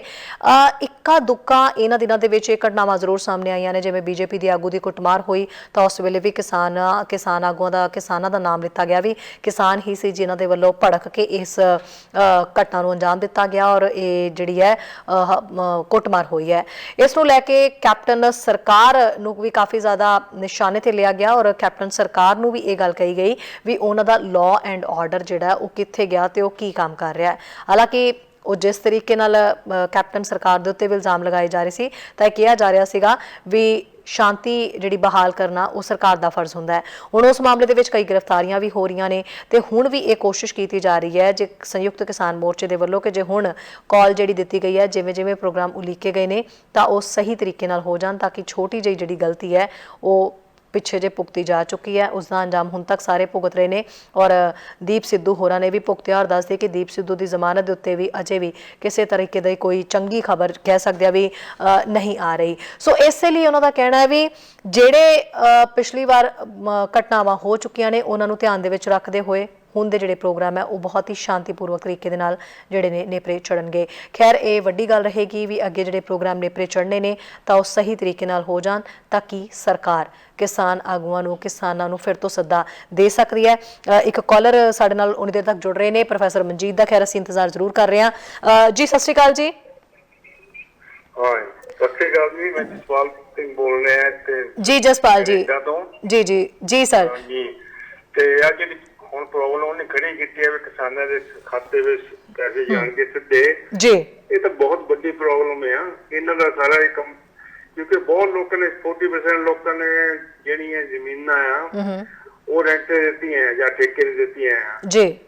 ਹੁਣ ਉਹਨਾਂ ਕਿਸਾਨਾਂ ਨੂੰ ਕਿੱਦਾਂ ਪੈਸੇ ਮਿਲੂਗੇ? ਬਿਲਕੁਲ, ਜਾਂ ਲੋਕ ਜਿਹੜੇ ਆ ਹੁਣ ਕਿੱਥੋਂ ਫਰਦਾਂ ਲਿਆਉਣਗੇ? ਬਹੁਤੇ ਲੋਕ ਜਿਹੜੇ ਬਾਹਰ ਬੈਠੇ ਆ ਲੋਕ ਸਾਡੇ ਜ਼ਮੀਨਾਂ ਵੀ ਕਈਆਂ ਲੋਕਾਂ ਨੂੰ ਦਿੱਤੀਆਂ ਹੁਣ ਉਹ ਕਿੱਦਾਂ ਇਹ ਮਸਲਾ ਬਹੁਤ ਜਿੱਦਾਂ ਹੀ ਜਾਣ ਕੇ ਕੀਤਾ ਗਿਆ ਜੀ, ਇਸ ਕਰਕੇ ਕਿਸਾਨਾਂ ਨੂੰ ਤੰਗ ਕਰਨ ਲਈ ਤਾਂ ਜੋ ਮੋਰਚਾ ਹੋਣ ਲੱਗਾ ਇਸ ਕਰਕੇ ਜੀ ਜਦ ਬਹੁਤ ਵੱਡੀ ਹੁਣ ਗੱਲ ਹੈ ਵੀ ਬੈਠ ਕੇ ਨਹੀਂ ਕਰਨਾ। ਜਸਪਾਲ ਜੀ ਪ੍ਰੋਫੈਸਰ ਮਨਜੀਤ ਜੀ ਉਹ ਸਾਡੇ ਨਾਲ ਟੈਕਨੀਕਲੀ ਉੱਥੋਂ ਨਹੀਂ ਜੁੜ ਪਾ ਰਹੇ ਪਰ ਫੋਨੋਂ ਅਸੀਂ ਜਿਹੜਾ ਪ੍ਰੋਫੈਸਰ ਮਨਜੀਤ ਦਾ ਜ਼ਰੂਰ ਲੈ ਰਹੇ ਹਾਂ। ਤੁਸੀਂ ਪਲੀਜ਼ ਆਪਣੇ ਸਵਾਲ ਨੂੰ ਦੁਬਾਰਾ ਦੁਹਰਾਓ, ਪ੍ਰੋਫੈਸਰ ਮਨਜੀਤ ਨਾਲ ਅਸੀਂ ਇਸ ਬਾਬਤ ਗੱਲਬਾਤ ਕਰਾਂਗੇ। ਹਾਂਜੀ, ਮੈਂ ਇੱਕ ਸਵਾਲ ਕੀਤਾ ਕਿ ਆਪਣੇ ਹੁਣ ਜਿਹੜਾ ਉਹਨੇ ਸਟੋਰ ਨੇ ਕਹਿਤਾ ਵੀ ਪੈਸੇ ਕਿਸਾਨਾਂ ਦੇ ਖਾਤੇ ਵਿੱਚ ਜਾਣਗੇ ਤੇ ਉਹਨਾਂ ਨੂੰ ਥਰੂ ਆਰਟੀਆਂ ਦੇ ਥਰੂ ਨਹੀਂ ਮਿਲਣਗੇ। ਇਹ ਤਾਂ ਬਹੁਤ ਵੱਡੀ ਪ੍ਰੋਬਲਮ ਸ਼ੁਰੂ ਹੋਣ ਵਾਲੀ ਆ। ਹੁਣ ਆਰਟੀਆਂ ਤੋਂ ਲੋਕਾਂ ਨੇ ਪੈਸੇ ਕਈ ਵਾਰ ਉਧਾਰ ਲਾਏ ਹੁੰਦੇ, ਉਹਨਾਂ ਨੂੰ ਪੈਸੇ ਕਿੱਦਾਂ ਮਿਲੂਗੇ ਜੀ? ਤੇ ਦੂਜਾ ਪ੍ਰੋਬਲਮ ਇਹ ਆ ਵੀ ਕਿਸਾਨਾਂ ਨੂੰ ਸਿਰ ਤੰਗ ਕਰਨ ਦੀ ਕੋਸ਼ਿਸ਼ ਆ ਤਾਂ ਕਿ ਕੋਈ ਉਹਨਾਂ ਨੇ ਮੋਰਚਾ ਲਾਏ ਬਿੱਲਾਂ ਦੇ ਖਿਲਾਫ ਤੇ ਵੱਡੀ ਪ੍ਰੋਬਲਮ ਸ਼ੁਰੂ ਹੋਣ ਵਾਲੀ ਆ। ਇਹ ਤਾਂ ਹੁਣ ਬੈਠ ਕੇ ਨਹੀਂ ਕਰਨਾ। ਹੁਣ ਤਾਂ ਦਿੱਲੀ ਵੱਲ ਨੂੰ ਪੈਦਲ ਮਾਰਚ ਜਥਿਆਂ ਦੇ ਜਥੇ ਜਾਣਗੇ ਉਹਨਾਂ ਦੇ ਕੰਨਾਂ ਦੇ ਕੋਈ ਜੂਸ ਰੱਖੋਗੇ ਜੀ, ਇਦਾਂ ਗੱਲ ਨਹੀਂ ਬਣਨੀ ਹੈ। ਬਿਲਕੁਲ ਸਰ ਜੀ, ਬਿਲਕੁਲ sir, thank you so much. Professor Manjeet ji technically ਆਪਾਂ ਟੀਵੀ ਤੇ ਤਾਂ ਨਹੀਂ ਜੁੜ ਪਾ ਰਹੇ ਪਰ ਫੋਨੋਂ ਦੇ ਉੱਤੇ ਤੁਸੀਂ ਸਾਡੇ ਨਾਲ ਜੁੜੇ ਹੋਏ ਹੋ ਤੇ ਵੀਡੀਓ ਦੇ ਵਿੱਚ ਪ੍ਰੋਫੈਸਰ ਮਨਜੀਤ ਜੀ ਤੁਹਾਡੀ ਵੀਡੀਓ ਸਾਡੇ ਤੱਕ ਆ ਰਹੀ ਹੈ ਪਰ ਤੁਹਾਡੀ ਆਵਾਜ਼ ਨਹੀਂ ਪਹੁੰਚ ਪਾ ਰਹੀ, ਪਰ ਤੁਸੀਂ ਫੋਨੋਂ ਤੇ ਮੇਰੇ ਨਾਲ ਜੁੜੋ, ਫੋਨ ਥਰੂ ਅਸੀਂ ਤੁਹਾਡੀ ਆਵਾਜ਼ ਸੁਣਾਂਗੇ। ਤੁਹਾਨੂੰ ਆਵਾਜ਼ ਪਹੁੰਚ ਰਹੀ ਹੈ ਪ੍ਰੋਫੈਸਰ ਮੇਰੀ? ਹਾਂਜੀ ਜੀ ਪ੍ਰੋਫੈਸਰ ਸਾਹਿਬ ਕਾਲਰ ਆਪਣੇ ਲਗਾਤਾਰ ਨਾਲ ਜੁੜ ਰਹੇ ਨੇ, ਮੇਰੀ ਕੋਸ਼ਿਸ਼ ਹੈ ਮੈਂ ਤੁਹਾਡੀ ਕਾਲਰਸ ਦੀ ਆਵਾਜ਼ ਜਿਹੜੀ ਤੁਹਾਡੇ ਤੱਕ ਪਹੁੰਚਾ ਸਕਾਂ। ਇੱਕ ਹੋਰ ਕਾਲਰ ਆਪਣੇ ਨਾਲ ਜੁੜ ਰਹੇ ਨੇ। ਜੀ ਸਤਿ ਸ਼੍ਰੀ ਅਕਾਲ ਜੀ। ਹਾਂਜੀ ਸੌਰੀ ਜੀ ਜੀ ਸਤਿ ਸ਼੍ਰੀ ਅਕਾਲ। ਹਾਂਜੀ ਸੌਰੀ ਜੀ, ਮੇਰੇ ਨਾਲ ਗੱਲ ਕਰਦੇ ਹੋ? ਜੀ ਬਿਲਕੁਲ ਜੀ, ਤੁਹਾਡੇ ਨਾਲ ਗੱਲ ਕਰ ਰਹੇ ਹਾਂ ਜੀ, ਕੀ ਕਹਿਣਾ ਚਾਹੋਗੇ? ਹਾਂਜੀ ਮੈਂ ਸੌਰੀ ਜੀ ਇਹੀ ਕਹਿਣਾ ਚਾਹੁੰਦੀ ਹਾਂ ਆਪਣੀ ਤੁਹਾਨੂੰ ਸਤਿ ਸ਼੍ਰੀ ਅਕਾਲ। ਪ੍ਰੋਫੈਸਰ ਮਨਜੀਤ ਸਿੰਘ ਵੀਰੇ ਨੂੰ ਵਾਹਿਗੁਰੂ ਜੀ ਕਾ ਖਾਲਸਾ ਵਾਹਿਗੁਰੂ ਜੀ ਕੀ ਫਤਿਹ। ਇਹ ਜਿਹੜੀਆਂ ਸਰਕਾਰਾਂ ਨੇ ਇਹ ਝੂਠ ਬੋਲ ਕੇ ਵੰਡੀਆਂ ਨੇ ਤੇ ਇਹਨਾਂ ਦੀ ਸਾਰੀ ਵਿਲਾਇਤੀ ਆ ਸਰਕਾਰਾਂ ਦੀ ਜਿਹੜੇ ਕੰਮ ਹੋਏ ਇਹਨਾਂ ਦੀ ਵਿਲਾਇਤੀ ਨਾਲ ਹੋਏ ਆ। ਤੁਸੀਂ ਨਾ ਦੇਖੋ ਵੀ ਜਿਹੜਾ ਕੈਪਟਨ ਅਮਰਿੰਦਰ ਸਿੰਘ ਮੈਂ ਕਹਿੰਦੀ ਅੱਗੇ ਜਾਣੂਗਾ ਵੀ ਸਿੱਖ ਚੰਗਾ ਸਿੱਖ ਆ ਦਾੜੀ ਕੇ ਘਰ ਉਹਦੇ ਆਪਣੇ ਗੁਰੂ ਮਹਾਰਾਜ ਦੀ ਸਵਾਰੀ ਰੱਖੀ ਹੋਈ ਆ ਤੇ ਪਰ ਦੇਖੋ ਵੀ ਇੰਨਾ ਝੂਠ ਬੋਲ ਕੇ ਆਪਣੇ ਵੋਟ ਕਾ ਸਾਡੇ ਸੌ ਖਾਂਦੇ ਨੇ। ਇਹ ਸਾਡੇ ਗੁਰੂ ਸੌ ਖਾਣ ਵਾਸਤੇ ਰੱਖੇ ਹੋਏ ਆ। ਸਾਡੇ ਜਿਹੜੇ ਗੁਰੂ ਗ੍ਰੰਥ ਸਾਹਿਬ ਜੀ ਮਹਾਰਾਜ ਨੇ ਉਹ 100 ਖਾਣ ਵਾਸਤੇ ਰੱਖੇ ਹੋਏ ਆ। ਮੈਂ ਕਹਿੰਦੀ ਜਿਹੜੇ 100 ਖਾਂਦਾ ਉਹਦਾ ਝੂਠਾ ਵਾ ਬੰਦਾ। ਅਸੀਂ ਕਦੇ ਸੌ ਨਹੀਂ ਖਾਦੇ ਤੇ ਚਲੋ ਠੀਕ ਆ, ਗੁਰਸਿੱਖ ਜਿੰਨੇ ਕੁ ਹੈਗੇ ਆ ਬਈ ਨਾ ਕਦੇ ਪੁੱਤ ਦੀ ਨਾ ਕਦੇ ਧੀ ਦੀ ਤੇ ਨਾ ਗੁਰੂਆਂ ਦੀ ਤਾਂ ਕੀ ਖਾਣੀ ਆ, ਕਿਉਂ ਖਾਈਏ ਸੌਹਾ ਜੀ। ਮਾਲਕਾ ਇਹ ਕਿੰਨੀ ਵਧੀਆ ਸਾਰੀ ਮਿਲੇਗੀ ਸਰਕਾਰਾਂ ਦੀ ਆ। ਗੁੜ ਦਾ ਖਾ ਸੱਤੇ ਰੱਖ ਕੇ ਇਹਦੇ ਕੋਈ ਬੰਦੇ ਵਾਲੀ ਗੱਲ ਆ ਬਈ ਇਹ ਸੌਹਾ ਖਾਂਦੇ ਆ ਗੁਟਕਾ ਖਾ ਰੱਖ ਕੇ ਤੇ ਮੈਂ ਤਾਂ ਬਹੁਤ ਮਿਲੇਗੀ ਸਮਝਦੀ ਜੀ। ਜਿੱਦਾਂ ਖਾਲਸਾ ਵਾਹਿਗੁਰੂ ਜੀ ਕੀ ਫਤਿਹ। ਫਤਿਹ ਜੀ। ਪ੍ਰੋਫੈਸਰ ਸਾਹਿਬ, ਕਿਸਾਨੀ ਮੁੱਦੇ ਤੇ ਹੀ ਅਸੀਂ ਗੱਲ ਕਰ ਰਹੇ ਸੀਗੇ, ਅਗਲੇ ਪ੍ਰੋਗਰਾਮ ਜਿਹੜੇ ਲਿਖੇ ਗਏ ਨੇ ਉਹਨਾਂ ਤੇ ਗੱਲ ਕਰ ਰਹੇ ਸੀਗੇ। ਤੁਸੀਂ ਪਲੀਜ਼ ਉਸ ਤੇ ਅਪਡੇਟ ਜੋ ਵੀ ਹੈ ਉਹ ਕਰ ਦਿਓ ਔਰ ਗੈਸਟਾਂ ਦੀ ਆਵਾਜ਼ ਤੁਹਾਡੇ ਤੱਕ ਪਹੁੰਚ ਗਈ ਹੈ, ਸਵਾਲ ਤੁਹਾਡੇ ਕੋਲ ਨੇ। ਹਾਂਜੀ ਸ਼ਹਿਰੀ, ਮੈਂ ਬੋਲਾਂ? ਜੀ ਸਰ, ਬਿਲਕੁਲ।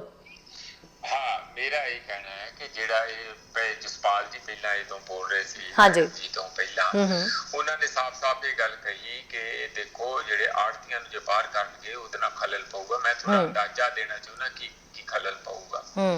ਇੱਕ ਤੇ ਵਾਕਿਆ ਹੀ ਉਹਨਾਂ ਨੇ ਵੀ ਕਰਜ਼ਾ ਲਿਆ ਹੁੰਦਾ, ਉਦੋਂ ਉਹਨਾਂ ਨੇ ਵਾਪਸ ਹੋਣਾ ਹੁੰਦਾ ਜਦੋਂ ਫਸਲ ਸੁੱਟਣੀ ਆ, ਤੇ ਉਹ ਫਿਰ ਗਾਂ ਨਵਾਂ ਕਰਜ਼ਾ ਉਹਨਾਂ ਨੇ ਅਗਲੇ ਸਾਲ ਲਈ ਕਿਸਾਨਾਂ ਨੇ ਆੜਤੀਆਂ ਤੋਂ ਲੈਣਾ ਜੀ। ਦੂਸਰਾ, ਉਹ ਸਰਵਿਸਿਜ਼ ਵੀ ਪ੍ਰੋਵਾਈਡ ਕਰਦੇ ਆ, ਜਿਸ ਤਰ੍ਹਾਂ ਹੁਣ ਕਿਸਾਨ ਤੇ ਆ ਕੇ ਆਪਣਾ ਅਨਾਜ ਭਾਵੇਂ ਚੌਲ ਆ ਭਾਵੇਂ ਕਣਕ ਆ ਜੋ ਵੀ ਕਪਾਹ ਆ ਢੇਰੀ ਲਾ ਲੈਣੀ, ਉਹਦੀ ਸਾਫ਼ ਸਫਾਈ ਕਰਾਉਣੀ, ਪੱਖੇ ਹੋਰ ਉਹਨੂੰ ਬੋਰੀਆਂ ਚ ਪਾਉਣਾ, ਫਿਰ ਉਹਨੂੰ ਜੇ ਸੁਕਾਉਣ ਦੀ ਲੋੜ ਪਵੇ ਸੁਕਾਉਣਾ ਵੀ, ਜੇ ਕਿਤੇ ਜ਼ਿਆਦਾ ਮੋਇਸਚਰ ਹੋਵੇ ਫਿਰ ਉਸ ਨੂੰ ਵੇਚਣਾ, ਚੰਗੇ ਮਾੜੇ ਨੂੰ ਵੀ ਵੇਚਣਾ, ਕਿਉਂਕਿ ਉਹਦਾ ਆਪਣਾ ਹਿੱਤ ਹੁੰਦਾ ਕਿ ਜੇ ਉੱਥੇ ਨਾ ਫਸਲ ਵਿਕੀ ਉਹਦੇ ਪੈਸੇ ਮਰ ਜਾਣੇ ਆ ਜਿਹੜੇ ਉਹਨੇ ਐਡਵਾਂਸ ਦਿੱਤੇ ਆ। ਤੇ ਇਹ ਆੜ੍ਹਤੀਏ ਦਾ ਹਿੱਤ ਹੁੰਦਾ ਕਿ ਜੇ ਫਸਲ ਮਾੜੀ ਮੋਟੀ ਮਾੜੀ ਵੀ ਹੈਗੀ ਆ ਜਾਂ ਉਹਦੇ ਚ ਮੋਇਸਚਰ ਜ਼ਿਆਦਾ ਵੀ ਹੈ, ਉਹਨੂੰ ਕਿਸੇ ਨਾ ਕਿਸੇ ਤਰੀਕੇ ਨਾਲ ਆਪਣੇ ਨਿੱਜੀ ਕਨੈਕਸ਼ਨਾਂ ਨਾਲ ਜਾਂ ਚਾਰ ਪੈਸੇ ਕਿਸੇ ਨੂੰ ਦੇ ਕੇ ਹੇਰਾ ਫੇਰੀ ਨਾਲ ਉਹਨੇ ਵੇਚ ਦੇਣਾ। ਕਿਸਾਨ ਨੂੰ ਨਹੀਂ ਘਾਟਾ ਪੈਣ ਦੇਣਾ, ਕਿਉਂਕਿ ਕਿਸਾਨ ਨੂੰ ਜੇ ਉਹ ਵਿਕਦਾ ਨਹੀਂ ਤੇ ਉਹਦਾ ਆਪਣਾ ਕਰਜ਼ਾ ਡੁੱਬਦਾ। ਇਸ ਲਈ ਇਹ ਸਾਰਾ ਇੱਕ ਬਾਬਾ ਨੈਕਸ ਜਿਹਾ ਬਣਿਆ ਹੋਇਆ ਤੇ ਉਸ ਨੂੰ ਜੇ ਤੁਸੀਂ ਤੋੜੋਗੇ ਤੇ ਉਹਦੇ ਨਾਲ ਬਾਰਦਾਨਾ, ਕਣਕ, ਜਿਹੜੀਆਂ ਬੋਰੀਆਂ, ਉਹ ਸਾਰੀਆਂ ਰੇਂਜ ਇਹੀ ਕਰਦਾ। ਫਿਰ ਉਹਨੂੰ ਗਾਂ ਉੱਥੋਂ ਚੁਕਵਾਉਣਾ, ਮੰਡੀ ਚੋਂ ਚੁਕਵਾਉਣਾ, ਉਹ ਵੀ ਉਹਦੀ ਜ਼ਿੰਮੇਵਾਰੀ ਹੈ ਸਾਡੀ ਆੜ੍ਹਤੀਏ ਦੀ। ਕਿਸਾਨ ਤੇ ਆ ਕੇ ਢੇਰੀ ਲਾ ਦਿੰਦਾ। ਇਸ ਲਈ ਇਸ ਨੂੰ ਜੇ ਤੋੜੋਗੇ ਤੁਰੰਤ ਬਿਨਾਂ ਕਿਸੇ ਪੁਖਤਾ ਅਲਟਰਨੇਟਿਵ ਦੇ, ਇਹਦੇ ਨਾਲ ਕਾਫੀ ਖਿਲਜਗਣ ਪਊਗਾ। ਕੈਪਟਨ ਅਮਰਿੰਦਰ ਸਿੰਘ ਨੇ ਕਹਿਤਾ ਕਿ ਅਸੀਂ ਤੇ ਆੜ੍ਹਤੀਆਂ ਦੇ ਰਾਹੀਂ ਪੇਮੈਂਟ ਕਰਾਂਗੇ। ਪਿਊਸ਼ ਗੋਇਲ ਕਹਿੰਦਾ ਕਿ ਨਹੀਂ ਤੁਸੀਂ ਸਿੱਧੀ ਉਹਨਾਂ ਨੂੰ ਕਰਨੀ। ਹੁਣ ਦੇਖਦੇ ਆ ਕਿਹੜਾ ਜਿੱਤਦਾ ਕਿਹੜਾ ਹਾਰਦਾ। ਕਿਸਾਨ ਇਸ ਗੱਲ ਦੇ ਹੱਕ ਚ ਆ ਕਿ ਜਿਹੜੀ ਆੜ੍ਹਤੀਆਂ ਦੇ ਥਰੂ ਪੇਮੈਂਟ ਜਾਂ ਸਾਰੀ ਜਿਹੜੀ ਉਹਨਾਂ ਨੂੰ ਜਾਣੀ ਚਾਹੀਦੀ ਹੈ, ਜਿਸ ਤਰ੍ਹਾਂ ਪਹਿਲਾ ਸਿਸਟਮ ਹੈ ਉਹਨੂੰ ਲਾਗੂ ਰੱਖਣਾ ਚਾਹੀਦਾ। ਮੈਂ ਜਦੋਂ ਸਾਡਾ ਕੱਟ ਗਿਆ, ਪਤਾ ਨਹੀਂ ਕੀ ਗੱਲ, ਮੇਰੀ ਫੋਟੋ ਇਧਰੋਂ ਜਾ ਰਹੀ ਹੈ ਤੁਹਾਨੂੰ, ਪਰ ਆਵਾਜ਼ ਤੁਸੀਂ ਪ੍ਰੋਫੈਸਰ ਬਿਲਕੁਲ ਹਾਂਜੀ ਤੁਹਾਡੀ ਫੋਟੋ ਆ ਰਹੀ ਸਾਡੇ ਤੱਕ ਪਰ ਆਵਾਜ਼ ਨਹੀਂ ਆ ਰਹੀ। ਬਹੁਤ ਵਾਰੀ ਦੇਖ ਲਈ ਹੈ ਸ਼ਹਿਰੀ, ਸਾਡੇ ਸਾਰੇ ਸਰੋਤਿਆਂ ਨੇ ਫੋਟੋ ਮੇਰੀ ਜਾਣਦੇ ਹੀ ਆ ਜੀ। ਬਿਲਕੁਲ, ਆਵਾਜ਼ ਜ਼ਰੂਰੀ ਹੈ। ਬਿਲਕੁਲ ਜੀ। 14 ਤਰੀਕ ਦਾ ਜਿਹੜਾ ਡਾਕਟਰ ਭੀਮ ਰਾਓ ਅੰਬੇਦਕਰ ਸਾਹਿਬ ਦਾ ਜਨਮ ਦਿਨ ਆ, ਉਦੋਂ ਸੰਵਿਧਾਨ ਬਚਾਓ ਦਾ ਦਿਵਸ ਮਨਾਇਆ ਜਾਣਾ। ਇਹ ਬਹੁਤ ਹੀ ਸੋਚਿਆ ਤੇ ਅਹਿਮ ਮੁੱਦਾ ਤੇ ਅਹਿਮ ਫੈਸਲਾ, ਸਭ ਤੋਂ ਅਹਿਮ ਫੈਸਲਾ ਇਹ ਆ। ਮੈਂ ਕਾਰਨ ਉਹਦਾ ਦੱਸਦਾ। ਪਿੰਡਾਂ 'ਚ ਅਜੇ ਵੀ ਇੰਜ ਇੱਕ ਵੈਜ ਜਿਹਨੂੰ ਕਹਿੰਦੇ ਆਪਸੀ ਦੀਵਾਰ, ਇਹ ਜੀ ਦਲਿਤ ਭਾਈਚਾਰਾ, ਇਹ ਜੱਟ ਭਾਈਚਾਰਾ, ਇਹ ਦਲਿਤਾਂ ਦੇ ਗੁਰਦੁਆਰੇ, ਇਹ ਜੱਟਾਂ ਦੇ ਗੁਰਦੁਆਰੇ, ਉਸ ਨੂੰ ਜੇ ਖਤਮ ਕਰਨਾ ਤੇ ਅੱਜ ਹੀ ਮੌਕਾ ਹੈਗਾ। ਜੇ ਸਾਡੇ ਜ਼ਮੀਂਦਾਰ ਭਾਈ B.R. ਅੰਬੇਦਕਰ, ਭੀਮ ਰਾਓ ਅੰਬੇਦਕਰ ਸਾਹਿਬ ਜੀ ਦਾ ਜਨਮ ਦਿਨ 14 ਤਰੀਕ ਨੂੰ ਮਨਾਉਂਦੇ ਆ ਔਰ ਉਸ ਦਿਨ ਸੰਵਿਧਾਨ ਬਚਾਓ ਦੇ ਦਿਵਸ ਦੇ ਤੌਰ ਤੇ ਮਨਾਉਂਦੇ ਆ। ਸੰਵਿਧਾਨ ਜਿਹੜਾ ਦਲਿਤ ਸਮੁਦਾਇ ਲਈ ਬਾਈਬਲ ਹੈਗੀ ਆ, ਉਹਨਾਂ ਲਈ ਇਹ ਸੀਕ੍ਰੇਟ ਬੁੱਕ ਆ।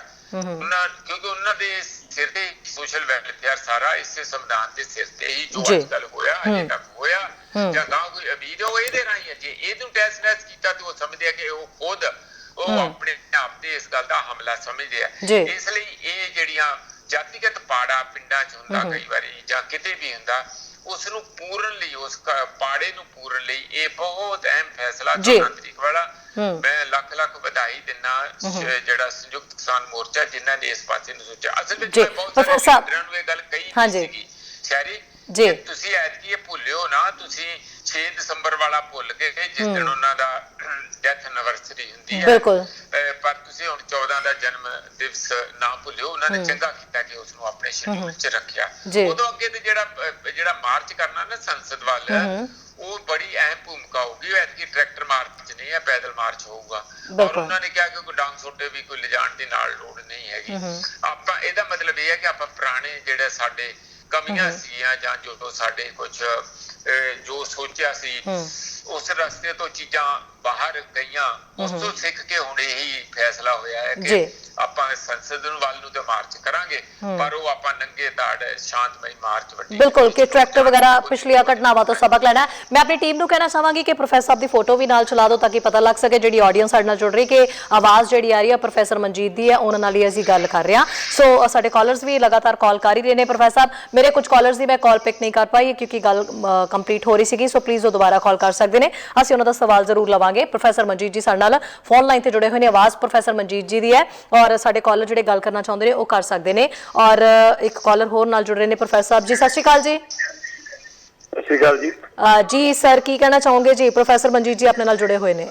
ਮੈਂ ਸਰ ਮਨਜੀਤ ਸਿੰਘ ਨੂੰ ਪ੍ਰੋਫੈਸਰ ਸਾਹਿਬ ਨੇ ਪੁੱਛਣਾ ਕਰਨਾ ਚਾਹੁੰਦਾ, ਜੋ ਮੋਦੀ ਸਰਕਾਰ ਨੇ ਨਵਾਂ ਫੈਸਲਾ ਕੀਤਾ FCI ਦਾ ਜਾਂ ਦੂਸਰੇ ਦਾ ਮੰਡੀਆਂ ਦੇ ਵਿੱਚੋਂ ਕਣਕ ਦੇ ਪੇਮੈਂਟ ਦਾ ਵੀ ਉਹ ਜ਼ਿਮੀਂਦਾਰਾਂ ਦੇ ਖਾਤੇ ਵਿੱਚ ਜਾਊਗੀ, ਪਰ ਇਹਦੇ ਚ ਤਾਂ ਜ਼ਿਮੀਂਦਾਰਾਂ ਨੂੰ ਬਹੁਤ ਪ੍ਰੋਬਲਮ ਆਊਗੀ ਕਿਉਂਕਿ ਕਈਆਂ ਦੀਆਂ ਜ਼ਮੀਨਾਂ ਬਾਬਿਆਂ ਦਾਦਿਆਂ ਦੇ ਨਾਂ ਉਵੇਂ ਚਲੀਆਂ ਹੋਈਆਂ, ਆਪਣੇ ਨਾਂ ਹੀ ਨਹੀਂ ਕਰਾਈਆਂ।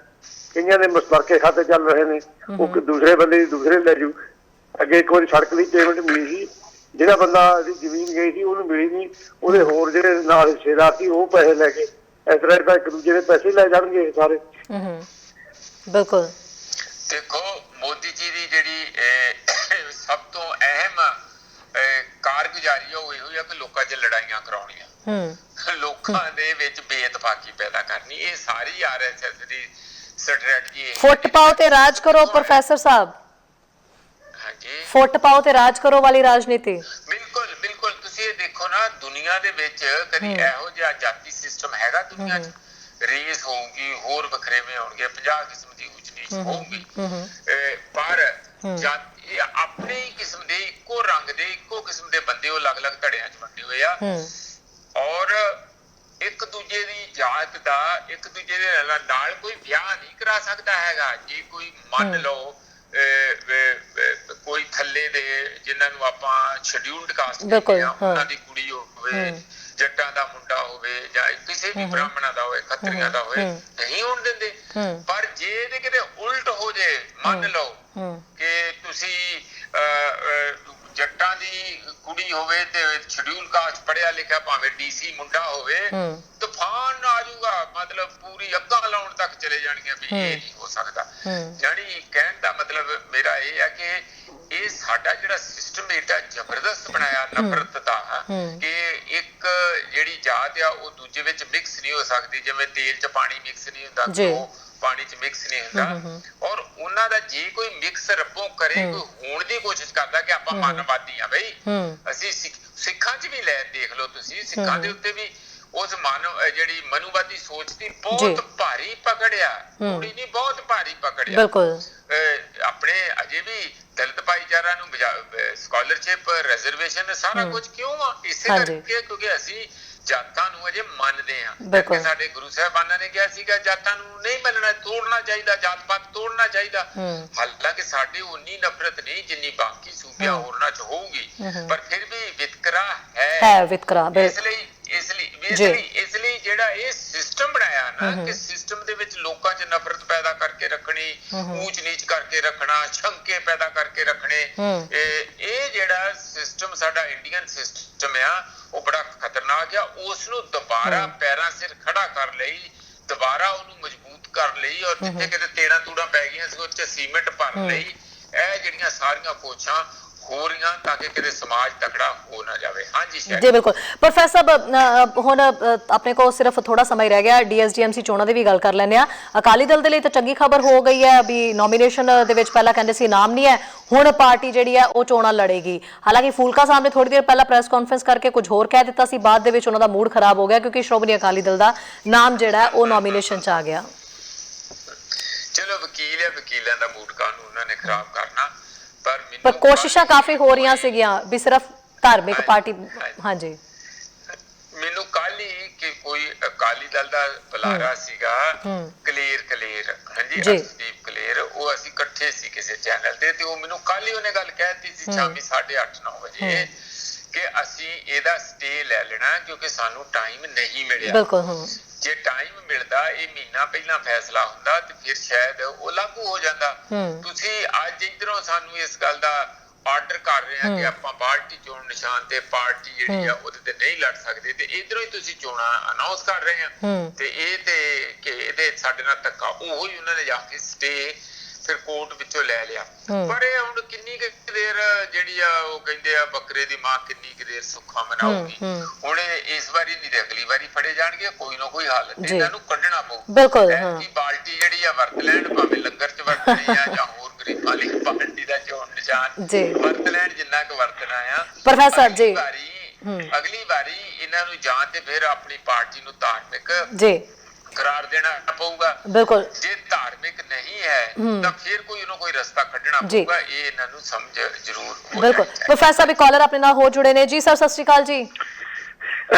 ਹਾਂ ਬੇਟਾ, ਮੈਂ ਤਾਂ ਜਿਹੜੀ ਸੰਵਿਧਾਨ ਵਾਲੀ ਗੱਲ ਹੈ ਨਾ, ਸੰਵਿਧਾਨ ਦਾ ਜਦੋਂ ਵਾਜਪਾਈ ਗਵਰਨਮੈਂਟ ਸੀ ਉਹਨਾਂ ਨੇ ਬਹੁਤ ਵੱਡਾ ਇੱਕ ਸੰਵਿਧਾਨ ਨਾਲ ਧੋਖਾ ਕੀਤਾ ਸੀ।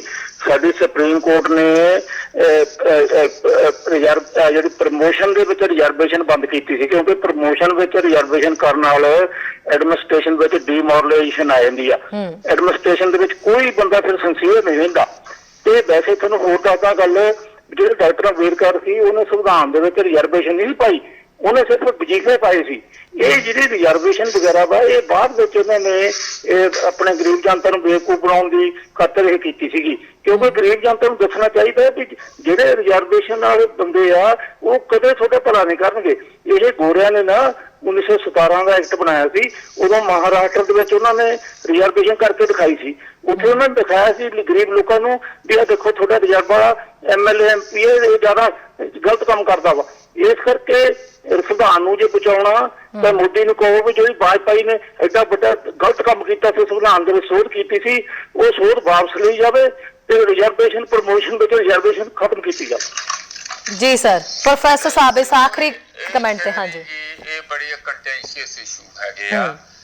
ਮੈਂ ਚਲੋ ਜਿਹੜੀ ਇਹ 93 ਜਿਹੜੀ ਸੰਵਿਧਾਨ ਦੇ ਵਿੱਚ 93ਵੀਂ ਸੋਧ ਆ ਉਹਦੀ ਇਹ ਗੱਲ ਕਰ ਰਹੇ ਆ। ਉਹਦੇ ਵਿੱਚ ਕੀਤਾ ਗਿਆ ਕਿ ਇੱਕ ਪੈਰਲਲ ਲਾਈਨ ਰਿਜ਼ਰਵਡ ਲੋਕਾਂ ਲਈ ਲਾਗੂ ਹੋਊਗੀ ਤੇ ਉਹਨਾਂ ਦੀ ਪ੍ਰਮੋਸ਼ਨ ਪੈਰਲਲ ਅਲੱਗ ਹੋਊਗੀ। ਉਹ ਕਿਤੇ ਵੀ ਬਹੁਤੀ ਸਿੰਸੀਅਰਲੀ ਲਾਗੂ ਨਹੀਂ ਕੀਤੀ ਗਈ।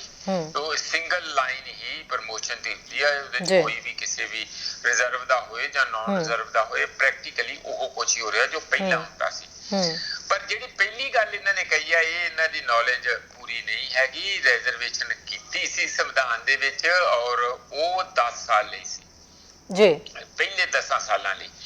ਉਦੋਂ ਬਾਅਦ ਉਹਨਾਂ ਨੂੰ ਲੱਗਦਾ ਸੀ ਕਿ ਬਈ ਇੱਕ ਜਾਗ ਜੀ ਲੱਗ ਜੂਗੀ, ਲੋਕ 10 ਸਾਲਾਂ ਦੇ ਅੰਦਰ ਪੜ੍ਹਾਈ 'ਚ ਵੀ, ਹੋਰਨਾਂ 'ਚ ਵੀ, ਨੌਕਰੀਆਂ 'ਚ ਵੀ ਜਾਂ ਰਾਜਨੀਤੀ 'ਚ ਵੀ ਜਿੱਥੇ ਜਿੱਥੇ ਵੀ ਰਿਜ਼ਰਵੇਸ਼ਨ ਹੈ ਉੱਥੇ ਉਹ ਪੈਰਾਂ ਸਿਰ ਖੜੇ ਹੋ ਜਾਣਗੇ। ਤਾਂ ਹੁਣ ਪਾਰਟੀਆਂ ਨੂੰ ਇਹ ਲੱਗਾ ਕਿ 10 ਸਾਲਾਂ 'ਚ ਕੋਈ ਬਹੁਤਾ ਫਰਕ ਨਹੀਂ ਪਿਆ। ਉਹ ਹਰ ਵਾਰੀ ਜਦੋਂ 10 ਸਾਲ ਪੂਰੇ ਹੁੰਦੇ ਆ ਉਸ ਨੂੰ ਰਿਫਰੈਸ਼ ਕਰਕੇ ਅੱਗੇ ਤੋਰੀ ਜਾਂਦੇ ਆ। ਤੇ ਅੱਜ ਦੀ ਤਰੀਕ ਦੇ ਵਿੱਚ ਕੋਈ ਵੀ ਪਾਰਟੀ ਇਹ ਆਪਣਾ ਜੋਖਮ ਨਹੀਂ ਲੈਣਾ ਚਾਹੁੰਦੀ ਕਿ ਰਿਜ਼ਰਵੇਸ਼ਨ ਨੂੰ ਖਤਮ ਕਰੇ। ਹਾਲਾਂਕਿ ਰਿਜ਼ਰਵੇਸ਼ਨ ਦਾ ਫਾਇਦਾ ਕੋਈ ਹੈ ਨਹੀਂ ਨਾ। ਤੇ ਪਬਲਿਕ ਸੈਕਟਰ ਦੀਆਂ ਨੌਕਰੀਆਂ ਰਹੀਆਂ, ਐਜੂਕੇਸ਼ਨ 12ਵੀਂ ਤੱਕ ਜਿੱਥੇ ਤੱਕ ਬੱਚੇ ਬਹੁਤੇ ਪੜ੍ਹਦੇ ਆ ਉਹ ਵੈਸੇ ਹੀ ਫ੍ਰੀ ਆ, ਮਤਲਬ ਗਵਰਨਮੈਂਟ ਸਕੂਲਾਂ 'ਚ ਆਲਮੋਸਟ ਫ੍ਰੀ ਆ, ਬੜੀ ਘੱਟ ਪੈਸੇ ਤੇ ਹੁੰਦੀ ਹੈ। ਤੇ ਜਿੱਥੋਂ ਤੱਕ ਪਾਰਟੀਆਂ ਦੀ ਪੋਲਿਟਿਕਸ ਦੇ ਵਿੱਚ, ਪੋਲੀਟੀਕਲ ਸਿਸਟਮ ਦੇ ਵਿੱਚ ਰਿਜ਼ਰਵੇਸ਼ਨ ਹੈ, ਉਹਦੇ ਪਾਰਟੀਆਂ ਦੀ ਪੋਲਿਟਿਕਸ ਹੈ ਉਹਦੇ ਥੱਲੇ ਲਾ ਕੇ ਰਹਿੰਦੇ ਆ, ਉੱਥੇ ਉਹਨਾਂ ਦਾ ਸਸ਼ਕਤੀਕਰਨ ਹੁੰਦਾ ਹੀ ਨਹੀਂ। ਉਹਦੀ ਕੋਈ ਫਾਇਦਾ ਰਿਜ਼ਰਵੇਸ਼ਨ ਦਾ ਪੋਲਿਟਿਕਸ ਵਿੱਚ ਦਲਿਤਾਂ ਨੂੰ ਹੈ ਨਹੀਂ। ਸਵਾਲ ਇਹ ਕਿ ਕੀ ਕੋਈ ਇਹਦੇ ਨਾਲ ਬੈਟਰ ਸਿਸਟਮ ਹੋ ਸਕਦਾ? ਹੋਣਾ ਚਾਹੀਦਾ ਆ, ਹੋਣਾ ਚਾਹੀਦਾ ਆ। ਕਿਉਂਕਿ ਇਹ ਤੇ ਅਮਰੀਕਾ 'ਚ ਜਿੱਥੇ ਆਪਣੇ ਮੇਰੇ ਵੀਰ ਬੈਠੇ ਆ, ਕੈਨੇਡਾ 'ਚ ਬੈਠੇ ਆ, ਉੱਥੇ ਵੀ ਉਸਦਾ ਨਾਂ ਆ ਅਫਰਮੇਟਿਵ ਐਕਸ਼ਨ।